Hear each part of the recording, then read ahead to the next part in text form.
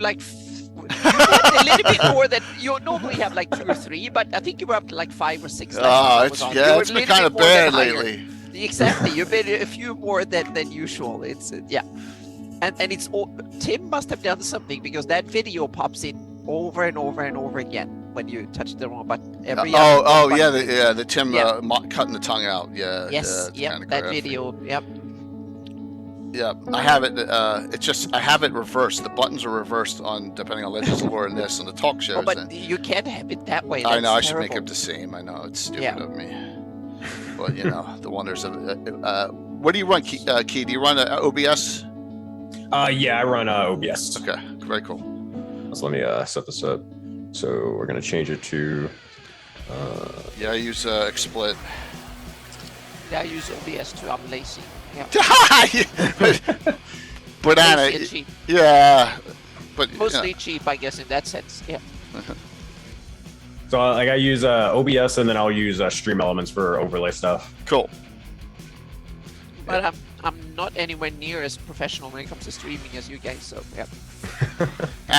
But you're showing all your maps and then most of the time I'm doing it right. Most of the time I'm. Yeah, it's only when I do my own mapping live streams, but that's more like just me sitting working, so it's nothing fancy. It's more like keeping me there.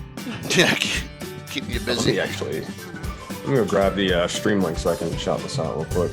Appreciate it. I'm gonna throw it over in the Discord, add a couple people, be like, hey, we're live! Go check us out! That would be cool.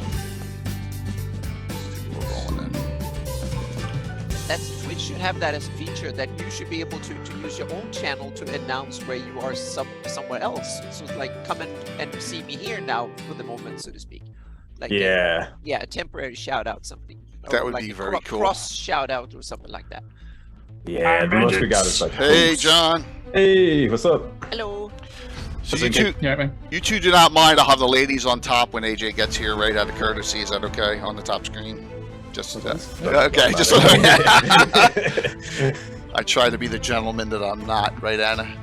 Exactly. No. But I'm the terrible one, not you. Yeah, that's right. You swear 10 times worse than exactly. I do. I'm way worse than you are, so don't worry. I don't know, mate.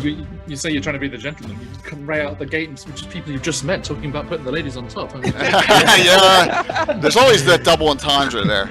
Yep. So, yeah, always that way. In the upper half of the overlay. Well, I appreciate you being up so early. It's not too bad. It was just getting the middle ones off to school. So that's right. John, how early is it for you guys right now? It's 8 in the morning. I'm in Southern California, so it's good here. But the problem is that our air conditioning broke Friday, so it's hot here. So I've had computers off all day, just turned them on, just for this. And the temperature in here is probably about 87 now, and probably be 95 by 2 hours. So then I have to turn them off, and then we can open the windows at like 8 o'clock in the evening when the sun goes down, and then I can work during the night, and then I'll sleep next tomorrow during the day or something. So yeah, so I have to be a desperate creature now. Are you East Coast? Yeah, I'm East Coast. So it is 6:48 right now. Okay. PM. PM. Yeah. AJ's the earliest, right? Yeah, I think it's 7. Yeah. I think she's 12-hour difference exactly. Yeah. So I know she message she would definitely be on. So Devin Thunderstrike says me too. So yep, if you're from that area, Perth, Australia, I understand completely. Hey, yep. So let me get people rolling in here. Just doing some prelude stuff here. I really appreciate you both coming on. We always talk over the ads if you haven't seen any of the entries of my show. So you can always just screw the sponsors, right? Right, Anna? Yeah. Well, so is Chuck not joining us? Chuck may be on the second hour just to come in and say hello. We got four giveaways from Trollord tonight too. Yeah. So you have fantastic sponsors, Jay, and the only thing is that those dice, you don't handled them well. I know That's they're my the problem. fumble dice. Exactly, they're the Stratagem fumble with dice. Yeah, but they struck a crit. I think it was 2 games ago or something? Yeah, sometimes, but Yeah. you know, they're cool. I mean, everyone loves them. They're for awesome. giveaways. Yeah. So 28 millimeter, they're so big. What was I doing? Do you guys, when you stream, always forget one thing, like changing the title on the Twitch front page, or It's always something. or I forget to change a sound setting somewhere, and it's always something. How you doing, man? If it's not something on stream, it's always something in the session. It's like either I get everything set up for stream and I miss something in the session, or vice versa. Especially if you're using VTTs, I can see where that would be. Oh yeah. Yeah, that would be a challenge. I usually have a little checklist so I get everything sorted okay, but my players always open Roll20 and then don't launch the campaign. Yeah, that's it. That's it. Hey, Wiley, good to see you. Thanks for the resub. Why didn't I think of that checklist before stream? I know, it makes sense. Oh, yeah. You have to have checklists. Oh, hi, Wiley. So Wiley, I'm good for that great cast, right? 8 o'clock Friday night. That recording of that. So. Oh, you're going to be on another one? We're going to do a Virtual GrowdCon prelude show. It's myself, Amy Crittenden, and Les. Yeah. All right, cool. Thanks, man. Shout that out to the winners of the stream deck. All right. This is coming into an end of the quote-unquote Kickstarter for Troll Lord 2. So if you haven't gotten this, Troll Lord Games, join the fray. You're the character generator. Yeah, Definitely. So. You see, sponsors, he does love you, really. What's that? You see, sponsors, he does love you, really. Don't worry. I do, really, I do. They all know. I'm texting Chuck right now because I know he had he wanted to hop on say hello to everyone at some point, but Good to see. But he had a family issue. One of his relatives was in the hospital. No. Yeah, thanks again for that introduction, Jay. It's great. Yeah, It's no been problem. great to hook up with Troll Lord. We're doing a lot more with him too. I mean, we got TLG organized play actually coming to Virtual GrowdCon. We're working on that now, so he's getting that together. We actually Anna, we got 17 events from Grout Reborn in today too. So Oh, cool. yeah, Yeah. definitely really cool. Oh, what the heck is this thing? Just hopefully AJ didn't oversleep. Crash. Send your message. I saw her Discord go. I saw her Discord go live and then down again. So.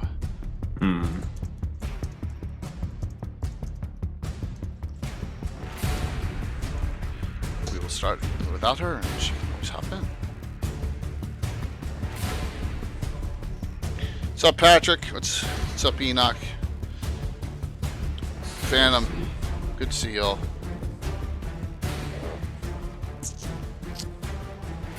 No, Phantom. Sorry, that's a bad on my end. Sorry, I need to get it loaded in Virtual Greyhawk Clan. Oh yeah, please. That would be Yeah. great when you get a chance. Not forgotten. I got a couple time slots still open. I'll talk about that tonight too.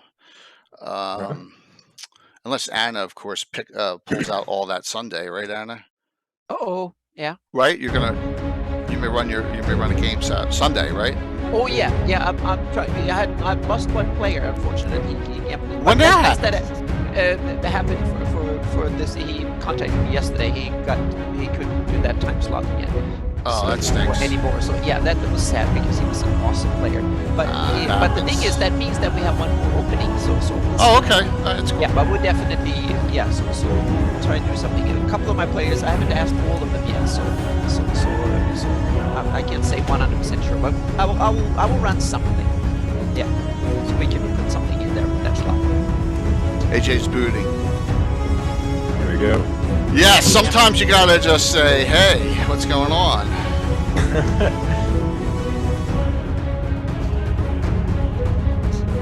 It's the one little Discord thing, and they'll be scrambling. It's crazy sometimes, like how many, like, you know, just social media, just got it. That's another thing you gotta get into a habit of doing. All right, so let me check these. Oh, I apologize if they're wrong. All right, 1, 2, should be good. 3. Your link should be all up there. What's up, Scotch Jeff? Good to see you.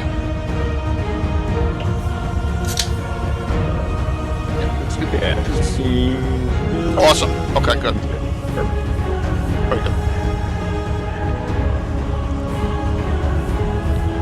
Good to see.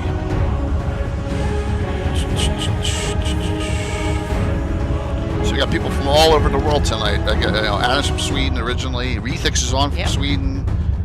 Oh yeah, I see him on. I just wow. So this is like this is awesome. Hey, awesome. My mum and her husband are both avid nickel harper players. Oh, cool! So that is awesome. Go over to Sweden quite a lot. Wow. What's up, Tim? No fighting with Anna this week. Won't go into that last week. That was tough. Oh. Poor Jay was in the middle. It's continued after stream too. I'm like, oh my god.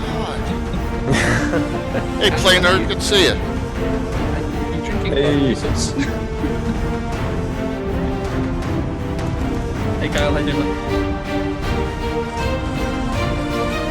Gabriel, good to see you. Rolling in. You're gonna have to really impress on Rachel. We're so used to be like listing our own streams. I'm the worst in that sense too, so don't worry. Oh, it's... Look at that timing. If he puts up There we go. We're on an entry screen. Hi. Yes, for Anna and you, it's a hobby to fight. I know.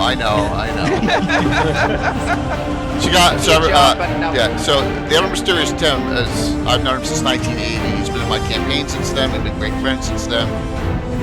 But Tim was very opinionated, right, Tim? Not only him, I'm also very So are you, Anna. Yes, both of us. Tim DMs too. Hello, AJ. Welcome. Good to see you. Hello.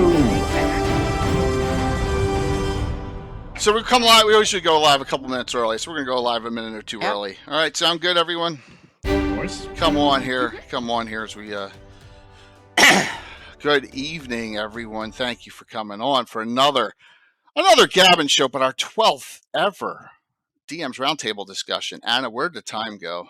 Yeah, I've been on like 10 of them, I think now, or 10 or 11, absolutely. I know you weren't on the very like first one. Yeah, that was so long ago.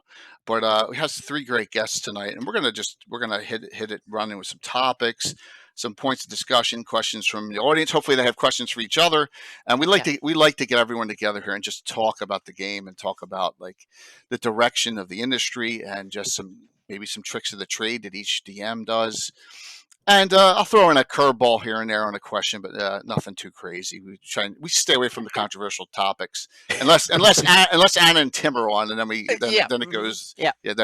Keep us separate. You're good. Yeah. So I'd love to introduce everyone, and all 3 of you. Thank you so very much for coming on. And why don't we start with ladies first? There, AJ.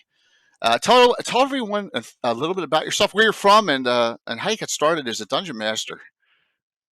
Welcome. No worries. Hi, my name is AJ Winters. I am a dungeon master and world builder from Western Australia. How did I get started in D&D and DMing? I accidentally walked into a DexCon 15 convention when I was a teenager because my parents booked a hotel without realizing. And so I spent the entire weekend with elf ears on, learning about roleplay. That's wonderful. That's the best story I've ever heard of getting into role-playing games. Yeah, that is awesome. It It was very good for me. For my dad, I think it was incredibly disturbing. He walked through a hotel lobby door into Narnia. He saw fawns and fae. He was a bit perturbed, let me tell you that. But that kicked my love of the game off, and of role playing in general. And when I got home, I begged many people to be in campaigns for me. And then I eventually just started making content. I went to university for scripting and performing arts. So then when I was like, I can do this and Dungeon Master, Yes. I started doing it online. And that's my little tidbit. Excellent. So you can see what I'm drinking, which is weird. Oh, wait, you got coffee or tea or something? I've got hot milk, and Oh! it seem really weird. That's all right. I got coffee here, so don't worry about it. Yep. Yeah, so not a problem at all. Trust me, we've had worse stuff being drank on the channel. So and remember, AJ's my the one plan that's is to in go back winter to as well. bed, so I couldn't have any sort of caffeine because it is bright and early over here for me, and I've had 3 hours sleep. Oh. Back to bed after Oh this. man. we really appreciate you coming on. Thank you so very Yeah. much. Of course. Thanks for having me. Key, since I'm gonna say now, I have a South Jersey Philly accent, which is terrible. You'll see emotes come up when I say the word turtle, which is total. Yeah. So That's what the origin of that is. Okay. yeah, exactly, John. That's where it's from. So Key, Sensei Suplex, pronounced correctly, or Sensei? Yeah. Okay. Sensei Suplex, Okay. all that good stuff. So yeah, I go by Sensei Suplex or Key, doesn't really matter. As long as it's one of the three, I'll probably be able to know, like, hey, you're talking to me. But yeah, for introductions, yeah, my name is Sensei Suplex. I am a professional dungeon master. I love D&D. I've been doing it for a couple years, but probably not as long as people sort of think. A couple of things about me. I run a giant living universe. It's kind of like a West Marcher style, but a little bit more evolved or advanced than that, as we get a bunch of dungeon masters like myself, and we all run our campaigns in the same living world where they can affect each other in multiple ways. Yeah. All that stuff. Besides that, basically how I got into D&D, it was a couple of years ago. Because I'm a younger guy, so it was freshman year of college, and all my life I was like, oh man, I'm never gonna play D&D. I'm not gonna play that nerd stuff. Oh gosh, oh no, I can never. Right. Playing video games, I'm watching anime, into comics. I'm like doing everything nerdy, but no, D&D, I can never do that. And everybody's just bored because we got like 4 finals coming up or whatever. It's like, yeah, screw it. We got a little bit of time. Let's learn some D&D. I'm like, fine, I guess I'll watch. DM says, hey, you can basically make whatever you want. As a character, you can be a raging Viking barbarian or Link from Legend of Zelda. I'm like, this is the greatest thing ever. I want to play this game just from right then and there. And I just dove headfirst into it. And a couple years later, D&D is my life. And it is one of my favorite pastimes. So yeah, glad to be here. Fantastic. I really want to get into, when we talk about homebrew style, this term West Marches, which I mean, I guess that describes my my style for 40 some years and where it came from. But it's such a great idea, that West Marches style. It really flexibility on it is really neat. But yeah, look forward to this discussion. So I saved the. How should I say this, John? Us elders for last here. Indeed, we are one of the older members here, but not one of the longest players, certainly. Good to meet everybody. It's nice to be here. Good to see Key, face to face, quote unquote, in quotes, for the first time. We are on the same stream team, so it's always a pleasure. Very cool. And AJ and I have gotten to play together lots of times. It's always wonderful. Thank you so much. And yeah, it's great. I've had a brief chat with Jay and Anna before, but it's lovely to spend more time with you all. I'm John from Phoenixiwaki. We were checking the Japanese pronunciation, and I'm the guy in Japan. So over here, been here. I'm from England originally, but I've actually been here longer than I was there now.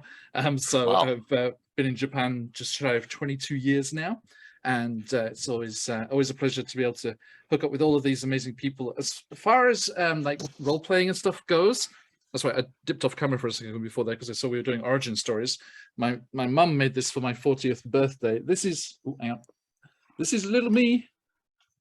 Oh wow. DMing down the bottom there. That's me. DMing. That's awesome. That's cool. DMing Warhammer Fantasy Roleplay back in high school. Wow. But what first edition of that? Original yes, edition? Wow.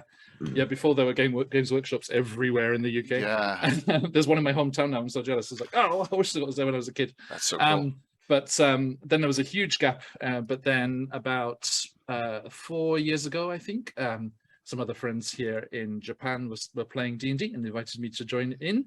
I was playing a swashbuckler rogue halfling who was also a Nickel Harper player, Anna, and they were the bane of my DM's life, darting in and out and avoiding attacks of opportunity and all that stuff. And then I started a one-shot with those guys, which I think many people do this. They start a one-shot and then 3 years later it's still going strong. And when one of my players said, "Hey, could we jump on and like put this on Twitch so that we could watch the VOD later?"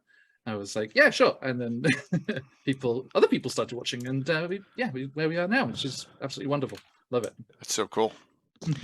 I apologize for planning this on the night that everyone's driving back from Gen Con, by the way. I don't know what I was thinking, but but I think we'll have, people are still rolling in. We'll have a nice crowd for this discussion, and we already got a hype train going. Thank you. So I set it up already. Troller Games has 4 giveaways. Chuck and Steven Chenault are great.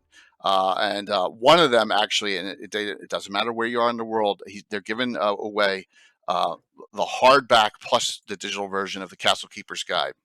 Okay, that's one. So first winner will get that, an actual hard copy, and then after that we'll do 3 digitals of the Castle Keeper's Guide. If you already have it and you win, I'll work something out, because I beat up Chuck a lot. So we'll figure something out beyond that if you're a winner. Yes. So 4 giveaways tonight from our wonderful, thanks Sean, from our wonderful sponsor Troller Games. So all right, I'm going to ask the same question I ask every brand new DM to this discussion for the first time, and Anna knows what that is. And where do you draw your dungeon mastering or game mastering inspiration from? Who, what? And that's Chuck texting me now, so I hope that's not bad news there. Don't you threaten me? Yes, exactly. Who wants to take that up first? Who's inspired you to be the DM that you are to this day, or what, or a situation, or something you watched, or? I guess I can take the reins. So I guess a little bit of inspiration, what I typically get from like when it comes to making adventures, coming up with general ideas regarding TTRPGs, but specifically D&D. It's always been kind of video games for me. I've had a huge video games have had a huge impact on my life.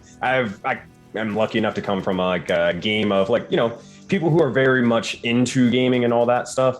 So I typically try to take things that I'm really, really passionate about and try to implement them into the games and figure out hey, okay, that's really cool. How can I add this into D&D or 5th edition or whatever, right? I also, a bunch of my players, they'll also be into video games. And hey, if I see that character's really, really into Hades and they're making a character that's exactly like the main character, then I'll obviously throw a couple little things that, from that game to implement it, so they'll have a little bit more fun. Were you a WoW player? Okay. Were you a World of Warcraft player? I've never gotten into WoW. I think that's because I've never really been into, funny enough, even though I'm running one, I've never been really into MMORPGs that much, mainly because it takes a lot of time and I'm probably playing D&D instead. Okay. The worst DMing of my life was when I was playing WoW back in the early 2000s. No, I agree 100%. 100%. Yeah, absolutely. Well, very cool. AJ, how about you? Inspiration? A conglomerate of things. I mean, as a creative, we get inspired by pieces of content constantly. But I started my journey as a writer and then later joining into the film industry. So a lot of my inspiration in terms of DMing comes from the storytelling aspect of that. So a lot of my sessions seem like episodes. They're very structured in a storytelling structure. But I also really adore Deborah Ann Wool. For all of her love of puzzles and props and things. And if anyone has seen my work recently, it is all about props and puzzles and things. And that's excellent. She's well respected and has done a lot of good things in the community. That's fantastic. Very, very cool. John? Just before I jump in on that, speaking of seeing recent things of AJ's, can I be the first to say congratulations on a massive start to your new adventure and your new project last week? Yeah, that was awesome. Really it's on Tuesdays or Mondays? Tuesday night. Tuesday nights. Tuesday Okay. nights. Yep. In Australian standard, like WA time, so that's actually 8 a.m. for Eastern Standard Time. Yeah, Key and I are just like here. Look at this in-person gaming. Oh my god! It's nothing better. It's nothing better than in-person gaming. It's the best thing. Absolutely, 100%. We say here with Jay with the most impressive table in the world. It's incredible. Yeah. All of that, all the gear. So good. So amazing. Don't tell anyone, but Anna's been in my basement and she got out alive too. Yeah, I survived too. Yeah, she survived. Yep. Yeah, absolutely. It's actually funny. I want. Oh, my bad. I didn't want to. Go ahead, please. Okay. We always bounce around. It's all good. So I think one definitely perspective I'll probably be able to bring is like a super like young individuals sort of perspective into just jumping into D&D. And when I mean young, I mean more so like I'm probably the most recent person to jump into D&D, like about 4 years ago or something like that. Okay. And funny enough, so I played in person D&D. I really like it, but I think just overall, I just prefer a little bit of online gaming. I like there's aspects of both, but I think I just prefer online just for a couple of other reasons and aspects. I haven't really had that many good experience in person. That's just personally though, but I do enjoy it. I wasn't beating it down. I love playing online because it allows me to play. Because I'm also the runner of my own language school here in Japan and a father of 4. So being able to tap into people in other time zones is very useful.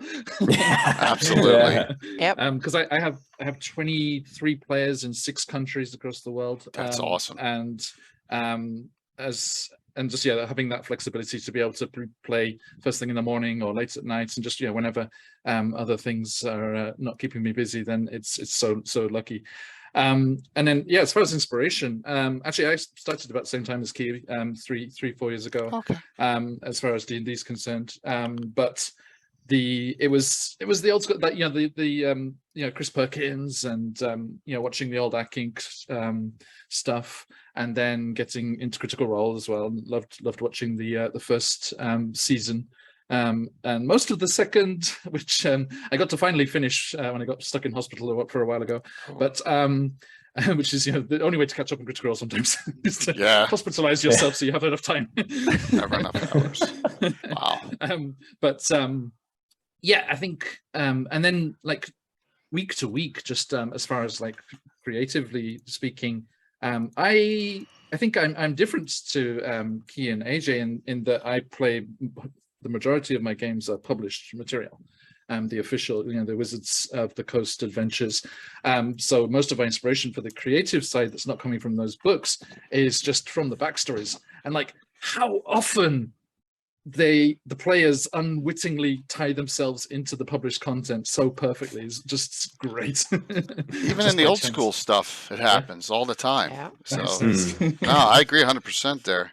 Yeah. Well, that's fantastic. So Anna, why don't you discuss this for me, it's interesting because I'm a world builder first. I love mapping is my biggest forte, so to speak. I love to play, so it's more, and world building is really what I want to do. But the thing is that it's more like a DMing is an excuse that so I can actually use my maps for something useful, so to speak. So it's more like an outlet. I love to world build, and I love to create the world and visualize it. And then it's like, why the heck do I spend thousands of hours doing that if I don't use it for anything? So then I kind of, okay, what happens here, and so on. So it's always like the world first for me. And then I kind of, first I figure out, okay, what does the place look like? First I read the books, and then okay, that's what it looks like. And then, okay, who lives here and who lives in that house and who walks on this road? And then it kind of evolves from there, and I kind of build that canvas. And then I just let the players loose in that sandbox, and I have no idea what's going to happen. I have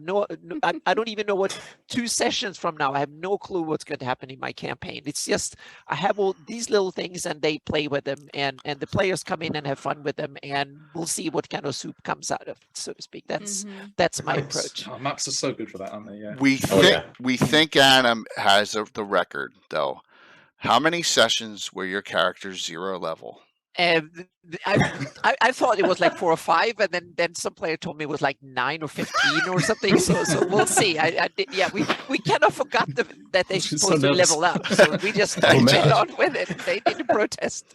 So yes, toying around every corner.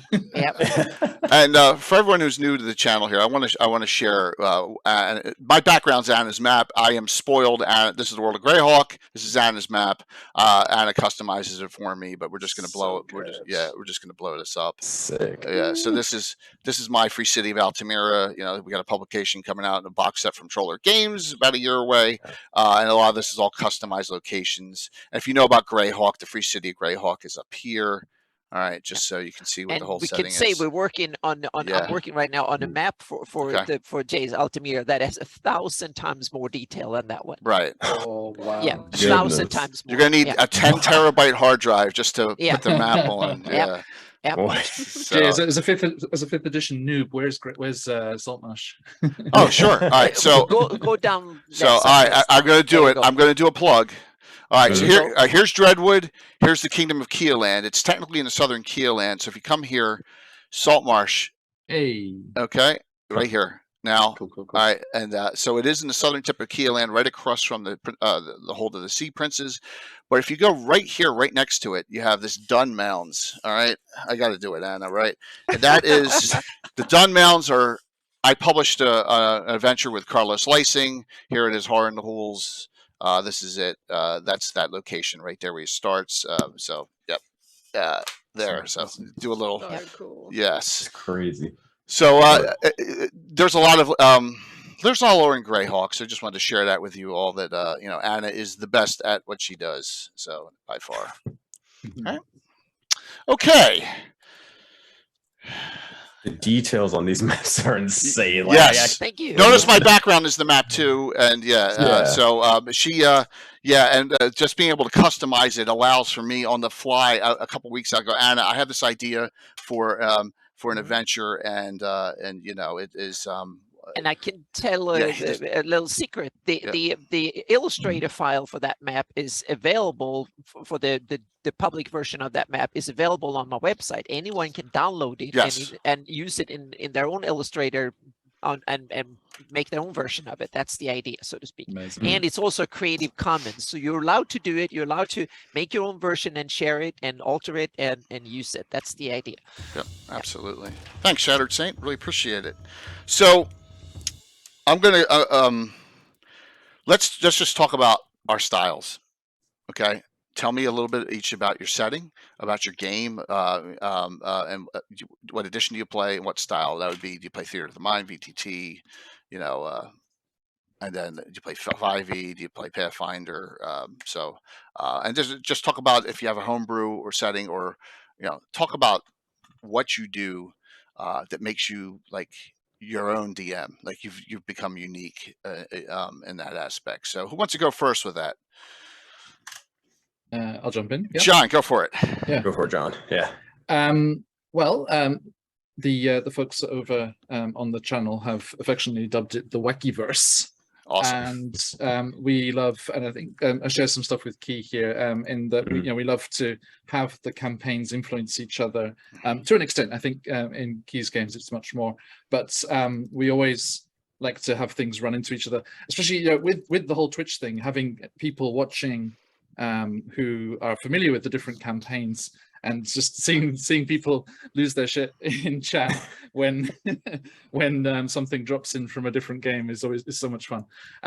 So I think I'm 5th edition. It's the only edition of D&D I've played. Although Jay, I'm intrigued to play others if the opportunity ever arises. Always curious. And we use Roll20.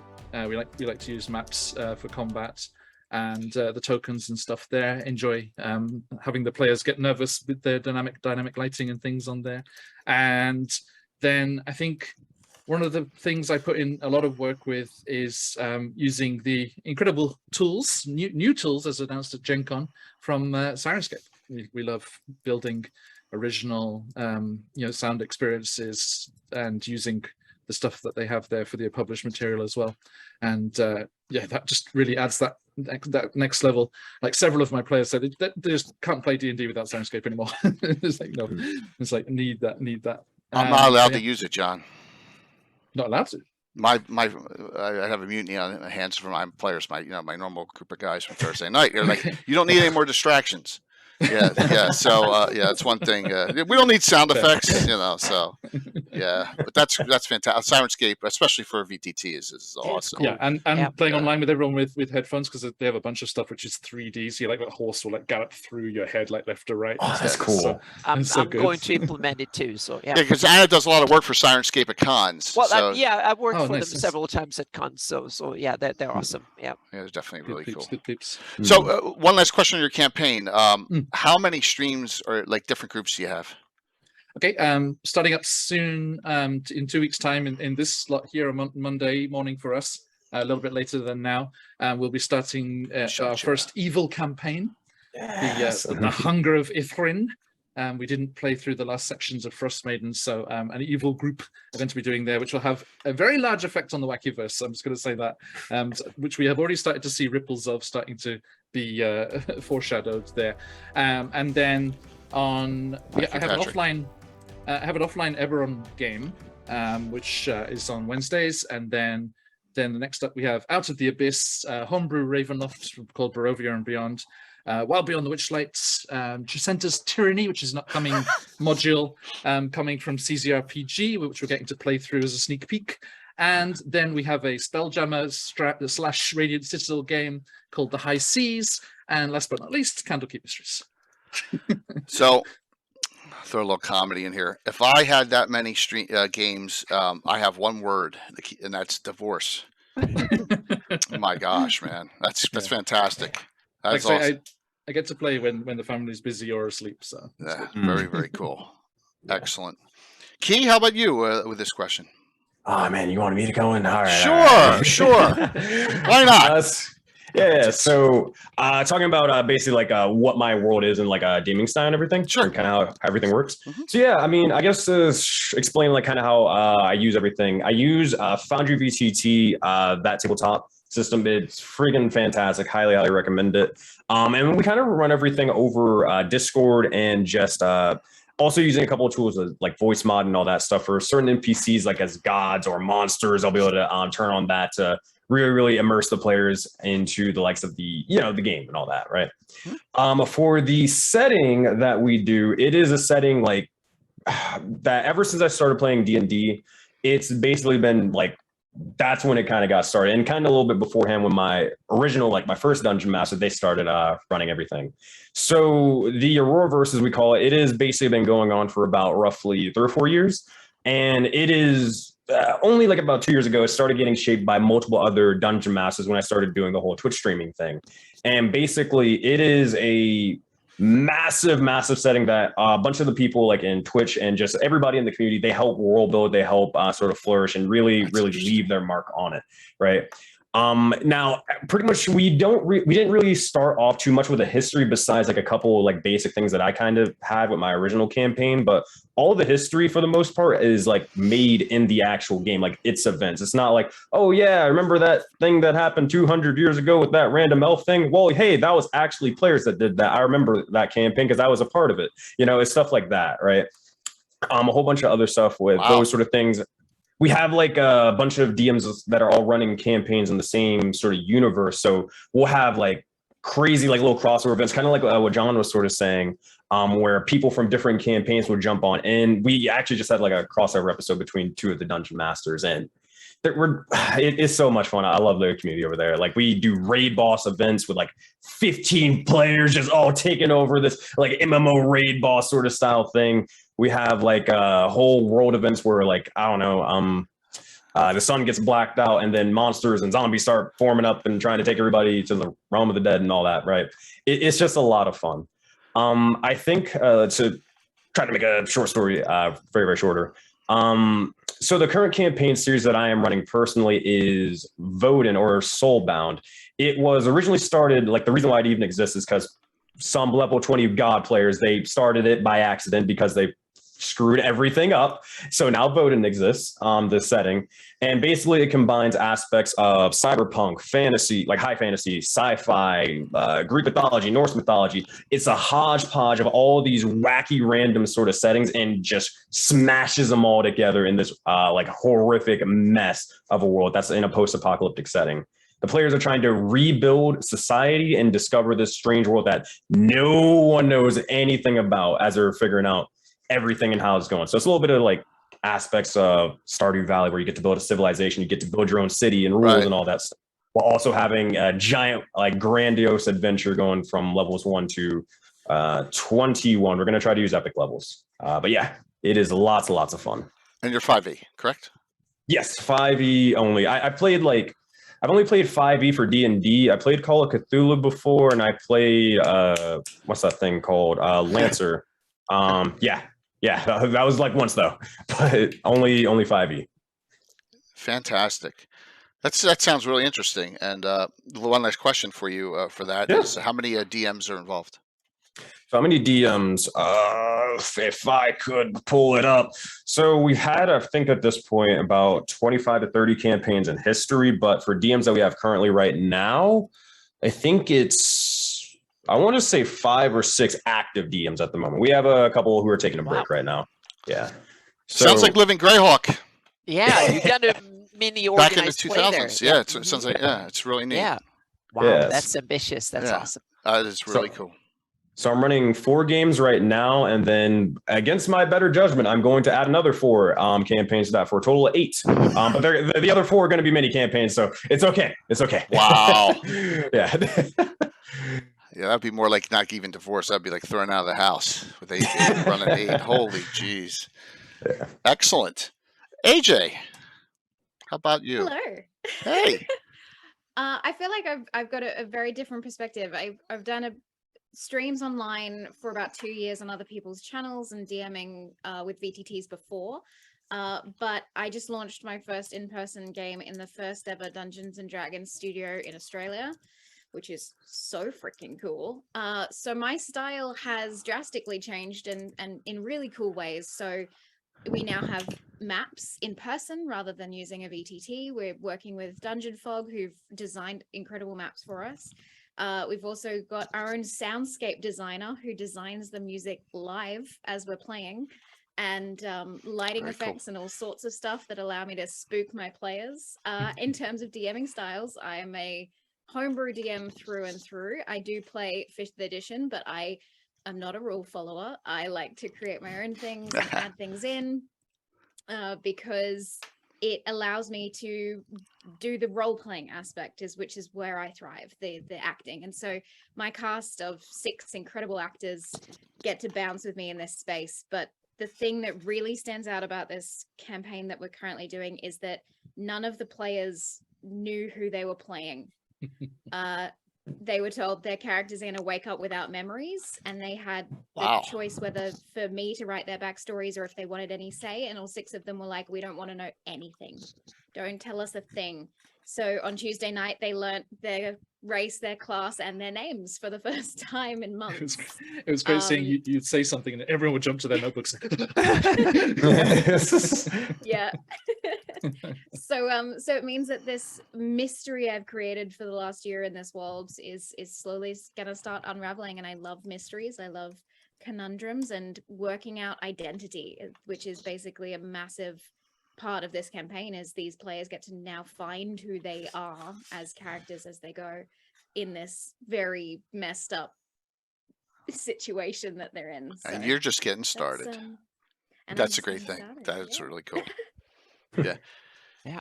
GM Workshop says AJ is a smidge low, so AJ on your sound. So if you can not yell, but up at just. I will project more. There you go. Yeah, I'm an actor. There we go. Awesome. Perfect. Yep. I thought you had sleeping housemates. I live alone. It's fine.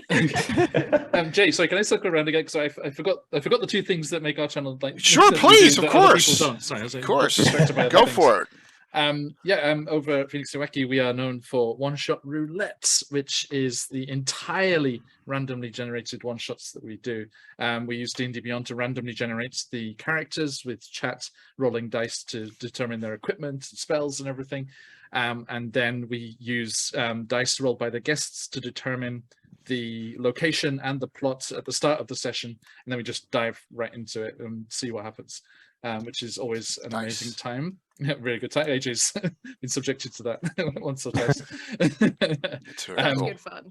Yes, and seeing the amazing GM workshop in chat there, as you said, the newest thing that we've started doing, that I got to collaborate with GM workshop on, was Rift Raiders, where we had two teams, one on my channel, one on GM Workshop's channel, going through the same dungeon at the same time, live on the two channels, and then the one who got through the dungeon fastest raided into the other channel. And that's cool. That's a good idea.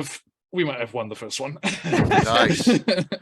Tournament, almost like That's tournament amazing. style. Yeah, tournament style live stream. That's pretty cool. Yeah, Jay That's realized super if we participate, we would have come last. We always so bad. The ones we did, that was the so challenge. brutal. We The big bad, yes, we were. Yeah, the dead big bad. last. We were the last team that finished last. We had so much fun playing, and we didn't realize that it was the goal was to solve go to the end, not go around solving everything and have fun playing. It was yeah. Plus, throwing me into 5e is not good. Yeah, we missed that point. Yeah. Yeah. And so I'll do one more, and then I'll have Anna do one here. Here's a fun one. Something as a DM you hate from your whatever rule system you play, and you go, no, I'm not doing it that way. I do it this way. I like to, for critical hits, I like to do max damage plus a dice roll because double dice, like the possibility of snake eyes and double dice and making it just so disappointing is just sad. Okay. That's a good one. Yeah. That's a really good one. Yep. Yeah. I let people permanently move themselves lower in the initiative order if they want to, instead of just holding an action to take the whole turn lower down if they want to. Trying to think. I don't like weapons of warning, and whilst I allow it, I grumble about what's it called, silvery barbs, and some of the new toys that have been popping up recently. I've seen that. I've heard a lot about that. That it's a little overpowered, but oh yeah, it's something. Don't need to worry about it.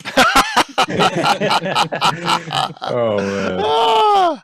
Yeah. So, Key or AJ, you want to take that one up? I mean, do I follow any rules? Okay, well that's okay. I mean, if your rule style is, I think Definitely. my whole style is whatever works for the situation that we're in. I follow rules and systems quite loosely because to me it's all about the storytelling and the role playing with my cast rather than the sticking to what the rules say. So I'm a rule of cool DM. If it works for what the situation is, I'm going to be following that and not what the system is. There's nothing wrong with that at all. Yeah. I'm definitely kind of fall in that sort of department where it's more of most of the time if I'm not able to figure out a ruling, or if I look at a ruling and everybody's like, oh my gosh, I hate this or whatever, I'll look at it. Yeah, this is stupid. I throw it out. All right, this is going to be how it is. And that's just how I kind of DM a lot of the time. You can see it on any of my streams where most of the time I'm more so favoring player enjoyment more so than anything else. I could care less about the rules. If my players feel awesome doing this this certain way, screw it. Let's just do it. We're here to have fun. We're here to play a game. So, try to do the things that we can to make sure we do that. I guess if you want a specific answer of specific types of rules, I don't use flanking anymore. I used to, and now I don't. Oh my gosh, my life is so much easier. Yeah, wow. Flanking is out. It's, oh my God. And especially because I use a lot of bigger monsters. We call them in my world, we vote-ify them, where basically I just increase the token size by 3 times or whatever to make them feel like you're fighting an epic sort of threat. So that does help out. Surprise rounds, we instead of like making where everybody's like, oh, I ready in action, I ready in action, I ready in action, and then the monster walks in, just we just dedicated to where it's like, hey, you pick one person, they get their ready to action or their surprise round, and then we go from there. It's just like to help with balance wise and everything. The other thing that I actually use a little bit of a homebrew initiative system I think I came up with, unless I got inspiration from somewhere else, was basically where instead of it just being especially if you run an online game, this helps out. You ever had the issue where it's just like, okay, all the players have gone, and then now all the monsters are going to go, and it's like 30 minutes until the next player actually gets to run something. I have an initiative system where it's like, okay, the players go, and then I'll add like a monster, and then the monster will go, and then the players will go, and the monster will go, the players will go, the monsters will go. Where it's breaks down. It's kind of hard to explain like really quickly, but it makes it a little bit more dynamic and more reactive kind of how an actual fight would go rather than just waiting 30 minutes and then actually getting to play the game. We all have them. Some of the things you mentioned, like the readying in action, that goes back to first edition because Len Lakofsky's Archer class, way back in the day, you could have an arrow knocked. So they're walking around with the arrow knocked everywhere we go, right? And I eliminated that. So years ago, it was formalized in third edition really well, and then stuck since then, so to speak. When you had ready, that first third edition was the first one that really dug into the action economy properly and made it. They made it overly complicated at first, but it was an interesting evolvement of the game. Yeah, roll for a messed up shoulder. Yeah. Everyone, real quick, Darling Creepshow's on watching, and she is our newest Greyhawk stream team member. So she just recently joined it. So our stream team continues to grow there. So great answers, everyone, on that one. Fantastic. Anna. Yeah, AJ, you stole my question really brilliantly there, so to speak. So my question was going to be meaning, do you want a rules consistency or story, and meaning, do you let rules, meaning when you weave your story, can monsters and villains do whatever they want, whether that will be possible for the player characters to do or not, so to speak? Meaning, in some games you're like, oh, I want to have a twist where they come back from the dead, or they're using some sort of cloning mechanism or whatever it is, and don't bother what the rule says, just do it because it's cool and it gives a cool twist and so on. Meaning, or you, some DMs, I'm more like, okay, the rule says this, that means that the plot needs to function within the rules, or I need to change the rules in order to function. So plots can only function, it's more like the laws of physics, the world needs to function within it, and that means that I need to tweak it so I get it, and so the players have the same options as the villains have. What are you guys' take on it? I'm pretty sure, AJ, I know your answer, but I still want to deep dive because I think it's an important one where and both ways could work. It's not that what I'm saying. It's more like a style thing, so to speak, how you want to. I think it's a careful balance, right? Because one thing I've noticed is I've just created unintentionally D&D bingo for anyone watching my channel. Which I did not think through, but I have people who have printed out empty character sheets on their end whilst watching the stream, filling out the information that they find out about each of these characters and trying to guess what class, what subclass they are, or what skills they have, what their proficiencies are. Here I am in the background going, I homebrew everything. I'm so sorry that it's not going to be what you think it is. But to a certain extent, it's kind of nice to follow the rules and then be able to twist it so that there are those little surprises. They are part of the mystery. And also now, because the viewers are having the same perspective as the players, learning it step by step, they can also get into the like, oh, why does this monster do this? That's not how that works. So yeah, I think it's a healthy level of both for me. Yeah. AJ, great answer. Key and John, you want to answer? Take up Anna's question there. Go for Key. You want me? All right. So yeah, I'll probably say it's more so whatever is kind of the coolest thing, whatever is the sort of coolest thing to happen at that moment in time. So whether it be like this villain is doing this sort of crazy epic sort of thing, yes, I will allow the players to have that option to be able to figure out how they want to do it. If obviously their characters or they're, as a player, more invested to try to go down that path to learn it. So it's always a case and scenario of like, well, hey, you can't do it yet. In the sense of like, yeah, you'll eventually be able to do it, but you got to work towards it. You got to, earn it. I don't want to say earn it, but you know what I mean, right? Oh yeah. I think earn it is a good way. You need to, So it's very, very much loosey goosey. Yeah, and I think earning it will make it so much more fulfilling for the players too. So they feel that. Similar. I think for me, it very much depends if you're in or out of initiative. In initiative, I'll probably stick to the rules more than when we're out of it, unless, and again, rule of cool overrides everything. We did in our first one shot in which Darren Creepshow joined us after the D&D movie was released. We did make sure that the druid wild shaped into an owlbear just to have that happen.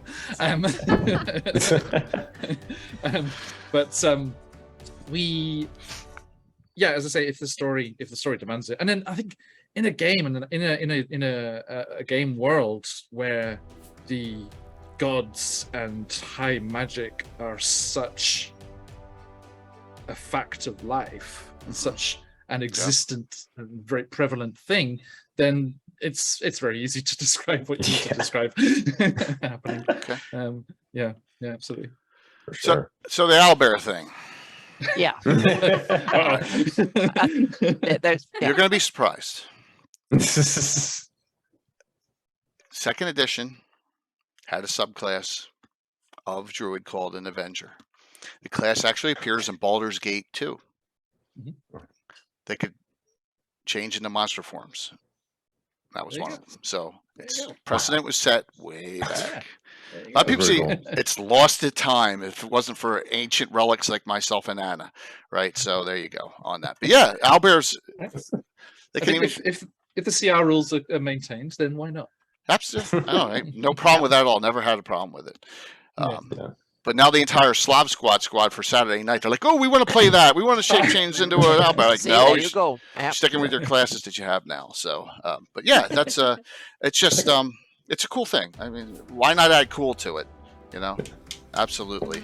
I'm going to add on to what I was saying a little bit earlier, though. Please. So, I mean, this always comes down to like whatever is sort of cool and like whatever's fun. So going back to what I was saying, if a player comes up to me and is like, this is how one of my campaigns are going right now. My player, they're like, yeah, so I want to become a mountain. Wait, what do you mean? Like, I want to literally be like, eventually make it where I'm gargantuan size. I'm like, okay, we're going to figure this out. All right, that's what you want to do. It's my job as the DM to like really give you that experience and figure out a way how to make it work story-wise, lore-wise, and mechanically. But that's what you want to do. All right, let's go for it, buddy. And that's kind of what my DMing style is. You tell me what to do or what you want to do, and I'll make it happen. Yeah. That is right now they're chilling at huge size. So yeah, it is actually not that bad. It's very, very fun. And they get into some hilarious sort of things as they want to be the home base for the party. What an interesting desire. That's so that's so unique. Isn't it? Yeah. I'd like to be a mountain. Living me. So like they started off as like small size, and then throughout the campaign I said, all right, buddy, so every time you get a proficiency bonus increase, you're going to go up another size. So they started at small and now they're at huge, and they're just growing to be the biggest mushroom mountain thing that they can be, and it's hilarious. Oh, they're organic as well. It's perfect. Yeah, because they like plant life. Yeah, perfect. So we'll push the issue with that we're discussing with this. Notice I put in the no just no Lord Gazumba head of an old friend of mine with his finger up his nose with a no on his forehead. All right, yes, it's a tier 3 one, so only usually I have access to it. So is there a time that you are going to say to a player, no? Always. I usually I just want to make sure. Yeah, I'm terrible. I know you are, Anna. Oh yeah, but hear me a little bit. I'm surprised that anyone wants to play with me because I'm very, I'm very disciplined that way. But it's out of love for some reason. But first of all, I usually set up parameters per campaign. It's like I say, this campaign is human centric, only human characters, and no elves, no halflings, whatever. So I usually set parameters that are per campaign. Next campaign will be an elven campaign. Elves, half elves, and maybe a gnome or something around, and some of that goes in. So my campaigns are usually themed, so I can say, okay, this is what this campaign will be about. My campaigns go like 5 years, but I try to give players I set limits. Okay, this is within the box you can operate in, so to speak, but within that you have complete agency.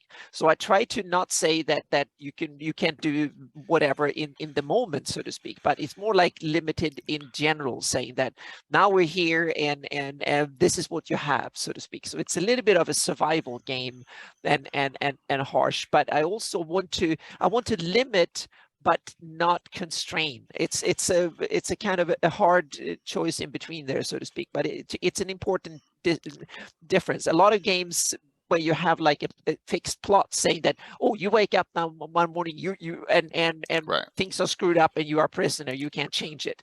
That will not happen in my game. I will give them a chance. If you want to run away, you will have a go and try to do it. And the rules will be that me as a DM can lose, so to speak. So in that sense, I don't want to railroading is not a thing in my campaign, but the limitation. Play a structured sandbox. You have a structured sandbox. Yeah. Go, John, you were gonna say something? So we're here talking about D&D, but anyone looking for parenting advice as well, just take everything Anna said this. Yeah, same. So the reason I asked that is that I've noticed, and Tim's going to agree with me if he's still on, and my players are, I've softened a little bit in the last 20 years, over the last 42. Yes, I am old. And I've gotten, especially on my special groups, I've allowed a lot that I wouldn't allow in the past. But that doesn't mean that it will go to the point where I will never not say no. So if you can, an example, is it gameplay? You want to keep gameplay balance. You don't want to have one character who's pushing the limits too much. What would be?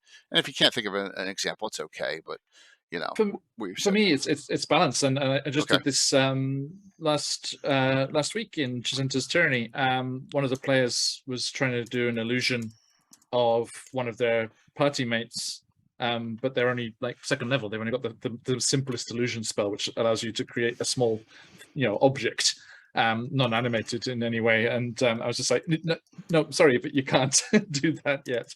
But again, it ties back into what Key was saying before. When they become able to do that, when they get major image later on, then they'll feel so much better that they earned that and that they can do that now. Oh, this is that thing I wanted to do back in the day, and and so it'll feel much John, more. I think you touched something really important there. Don't say no. Just when the players say, I'm doing this and I'm creating this illusion to do all this stuff. And then as a DM, I would just say, well, the illusion, there's a little bowl that pops up. I mean, he doesn't move or anything like that. Just don't say no. Just tell them the outcome.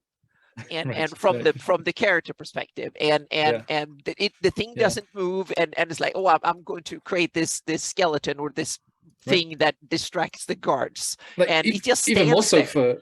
Even more so for spellcasters that aren't learned. Like wizards would know what their spells can do, but other like sorcerers especially would potentially not know. It's like, oh, AJ's players have no idea. It's like, what will happen if I try this?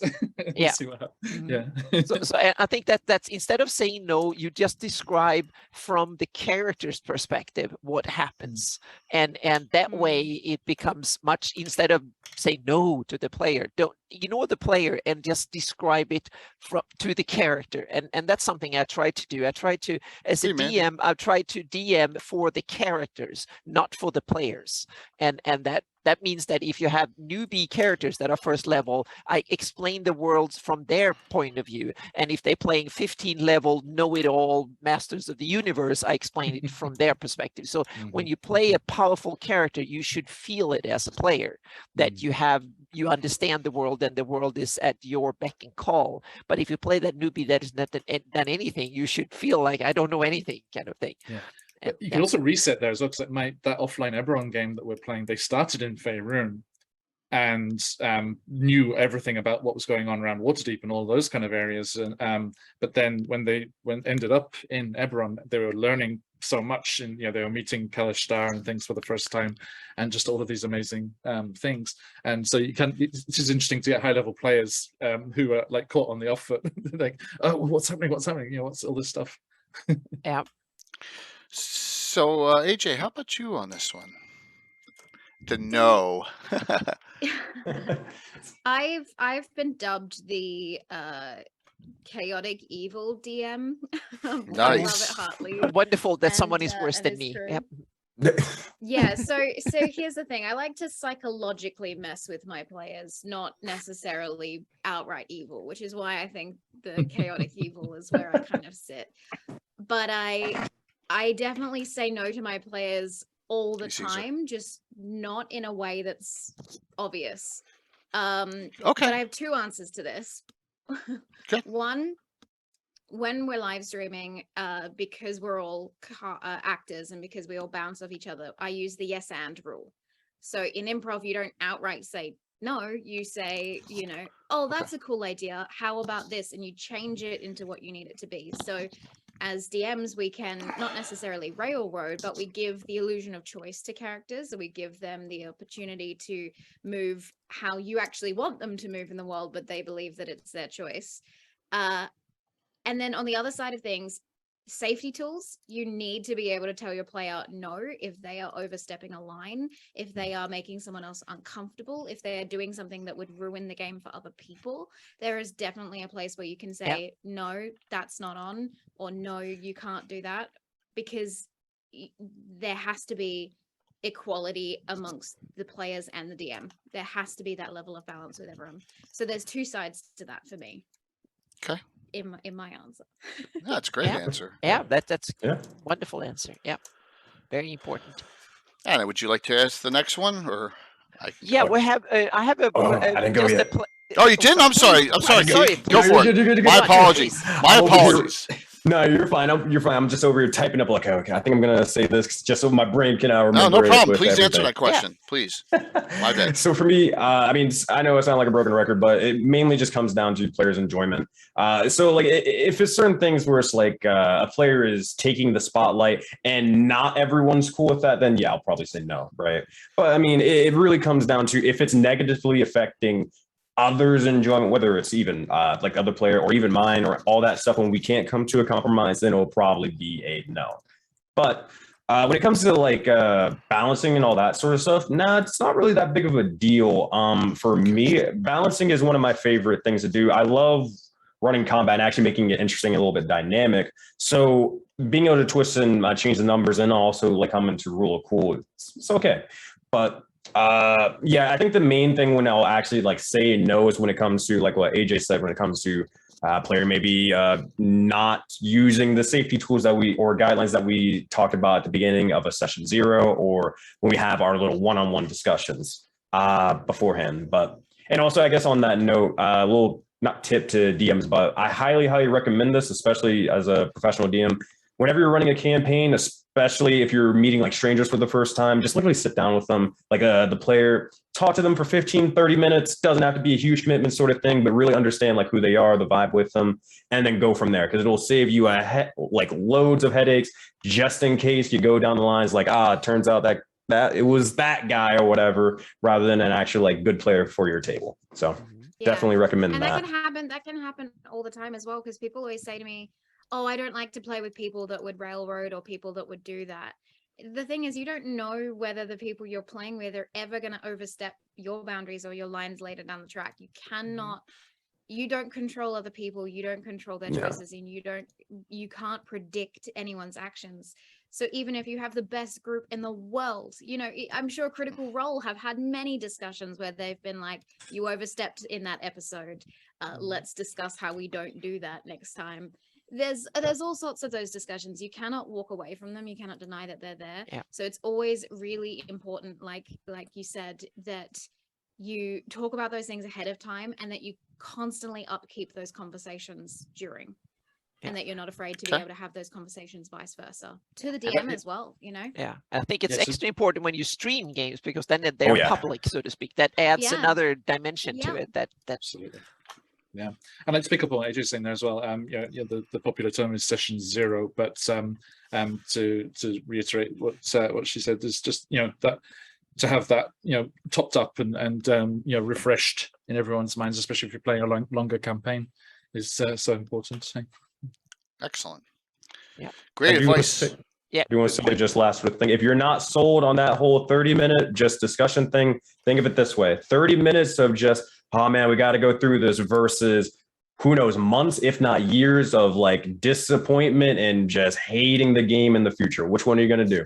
So Yeah. definitely yeah, recommend it. good points. Yeah, It's a great point, but I'll give you one situation where that doesn't work. True. That's There are- at a convention, because Oh, you yeah. have Oh, yeah. you have 4 hours to get Yeah. that adventure done before the next person comes and takes that table from you.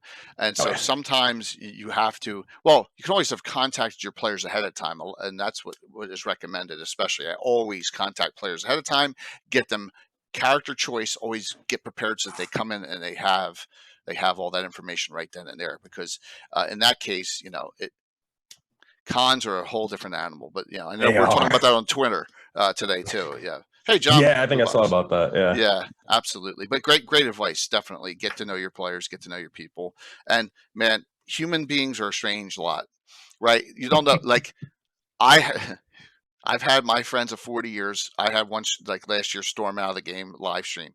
He got all angry at me right off. I'm like, oh my God. Right, Bill, if he's still on. So it happens. It even happens amongst friends for all these years, that things can happen in the game, and people sometimes, cooler heads prevail down the road, and it's just real life situation. Anna, you had a question. Yeah, I was thinking. I'm just lost one of my players. He couldn't not make it to the games anymore, and so I was thinking, what do you do when you're halfway through a campaign and you lose a player? How do you handle the character? How do you reintroduce and onboard a new player with a new character? And I guess it also ties into character death. If a player loses a character permanently and you realize you need a replacement, how do you handle stuff like that? I want to let everybody else go for this one, but I got something. please. Yeah, go for it, Ricky. No. All right, fine. Okay, Wait, so last question. Yeah. okay. So there was a video that XP to level 3 posted a while ago, like a couple years ago, and it was basically for, I think it was XP to level 3. They had a system where whenever a player can't make it to a session for whatever reason, they have this individual called the Keeper. The Keeper is just this mysterious individual that no one decides the question. And they're just this individual with like a plague doctor's mask, long billowing black cloak. And their main sort of thing is like out of game is to take a character whenever they're not here. The reason why you do that is because, especially if you're running multiple games, is, oh my gosh, a lot of dungeon masters who run multiple games can agree with this. Having to come up with random stupid reasons why the barbarian isn't here when it's their backstory and their focus for this session or this encounter, and they're just wackily in the tavern for whatever stupid reason. The Keeper is able to solve that by just having an out of game issue addressed with a couple of in-game cool lore and all that sort of stuff. So when it comes to implementing new characters or characters who can't make it, or even when a character dies and all this other stuff, the Keeper is one of the individuals that I have a string to pull if it ever comes down to it. Just add him into the lore, flesh him out, and then eventually I would hope that your characters would probably wonder why this strange like individual in the plague doctor's mask is taking us from time to time, and that can be a cool little plot thread for you guys down in the future. So I highly recommend that. I like Sure. good idea. Key, I like that. Oh, no, Nice. awesome. Very Love interesting. Love it. Hey, I'll even take over characters and put them in a background situation if it happens. Now we play a completely different style with West. It wasn't called West Marches back then. But my guys tend to play 2, not the special Saturday night streams, but we tend to play 2 characters, and we have floating pools of characters like our West Marches campaign. With 26 adventuring groups active now, it kind of gets a little crazy, but yeah. So I've had 2 NPCs. I had like 4 NPCs that were with the group that kind of circle Troop around on. it just in case, so to speak. 2 of them have died and fallen off, so there's only 2 left. But the problem is that if there's a new player, he will be perfect. He will play one of these 2, but he might not want to play either of them, and then I'm screwed, so to speak. So we'll see. Then I have to come up with something else to pop in. So we'll see. Yeah. AJ? Oh, in this time with COVID and all sorts of stuff, you have to prepare for everything. Because I'm doing an in-person game, I have several people lined up as guest stars that I have. When we did 8 rounds of auditions for the cast that we have currently, and during those 8 rounds of auditions, we found a bunch of other people that we definitely want to play with. They just didn't work for the core 6 people. So we know that if someone gets COVID, if someone's out for commission for a couple of weeks, because all of my performers do theater shows and musicals professionally as well, so sometimes they're just not around for a couple of weeks, we have people to throw in. However, leaving for ever or having a character die, that just means you have the amazing opportunity to do more creative writing and to come up with an avenue to make that plot make sense, to have someone rock up and be, you know, ready to embrace the story. It's always a good opportunity to see it in a positive light, I think. Yeah. I've never had a character unfortunately not be able to make it, and that's only because most of mine have been online games where, you know, we've stipulated there's this many episodes or we're doing this for a short period of time, and therefore it's like that's the commitment and then it's okay. In a home game situation where I've had that happen, you just have to throw caution to the wind and invite someone new and you know, tell a different story. Maybe if you're midway through someone else's arc and then that character dies or leaves, then the other characters go, well, this wasn't our story, and they head off in a different direction in the forest, and then you come up with a whole new, you know, avenue to go down. So I like to see it in the best possible way, because humans are humans. They've got their own things going on. They've got their own brains. They will, you know, you have to account for it all. And my campaign has gone on for 2 years now, so and he's been a player for 40 sessions almost now, so it's been so I can totally understand if someone gets something else they need to do on Sunday mornings. So And John, how about your answer to this? If it's just like a single session because they're busy or whatever, just usually just hand wave it. If there's a way to explain it in game, we will. Our friend Scarlet Song in Wild Beyond the Witchlight has a shadow fae spirit in her hair that manifests as plants and things. So if there's a tricky situation, it tends to cocoon her like Groot, and she's just off out of the action for a session. If there's something we can do like that, then just do that. Otherwise, we're just kind of they're there, just that nothing's happening.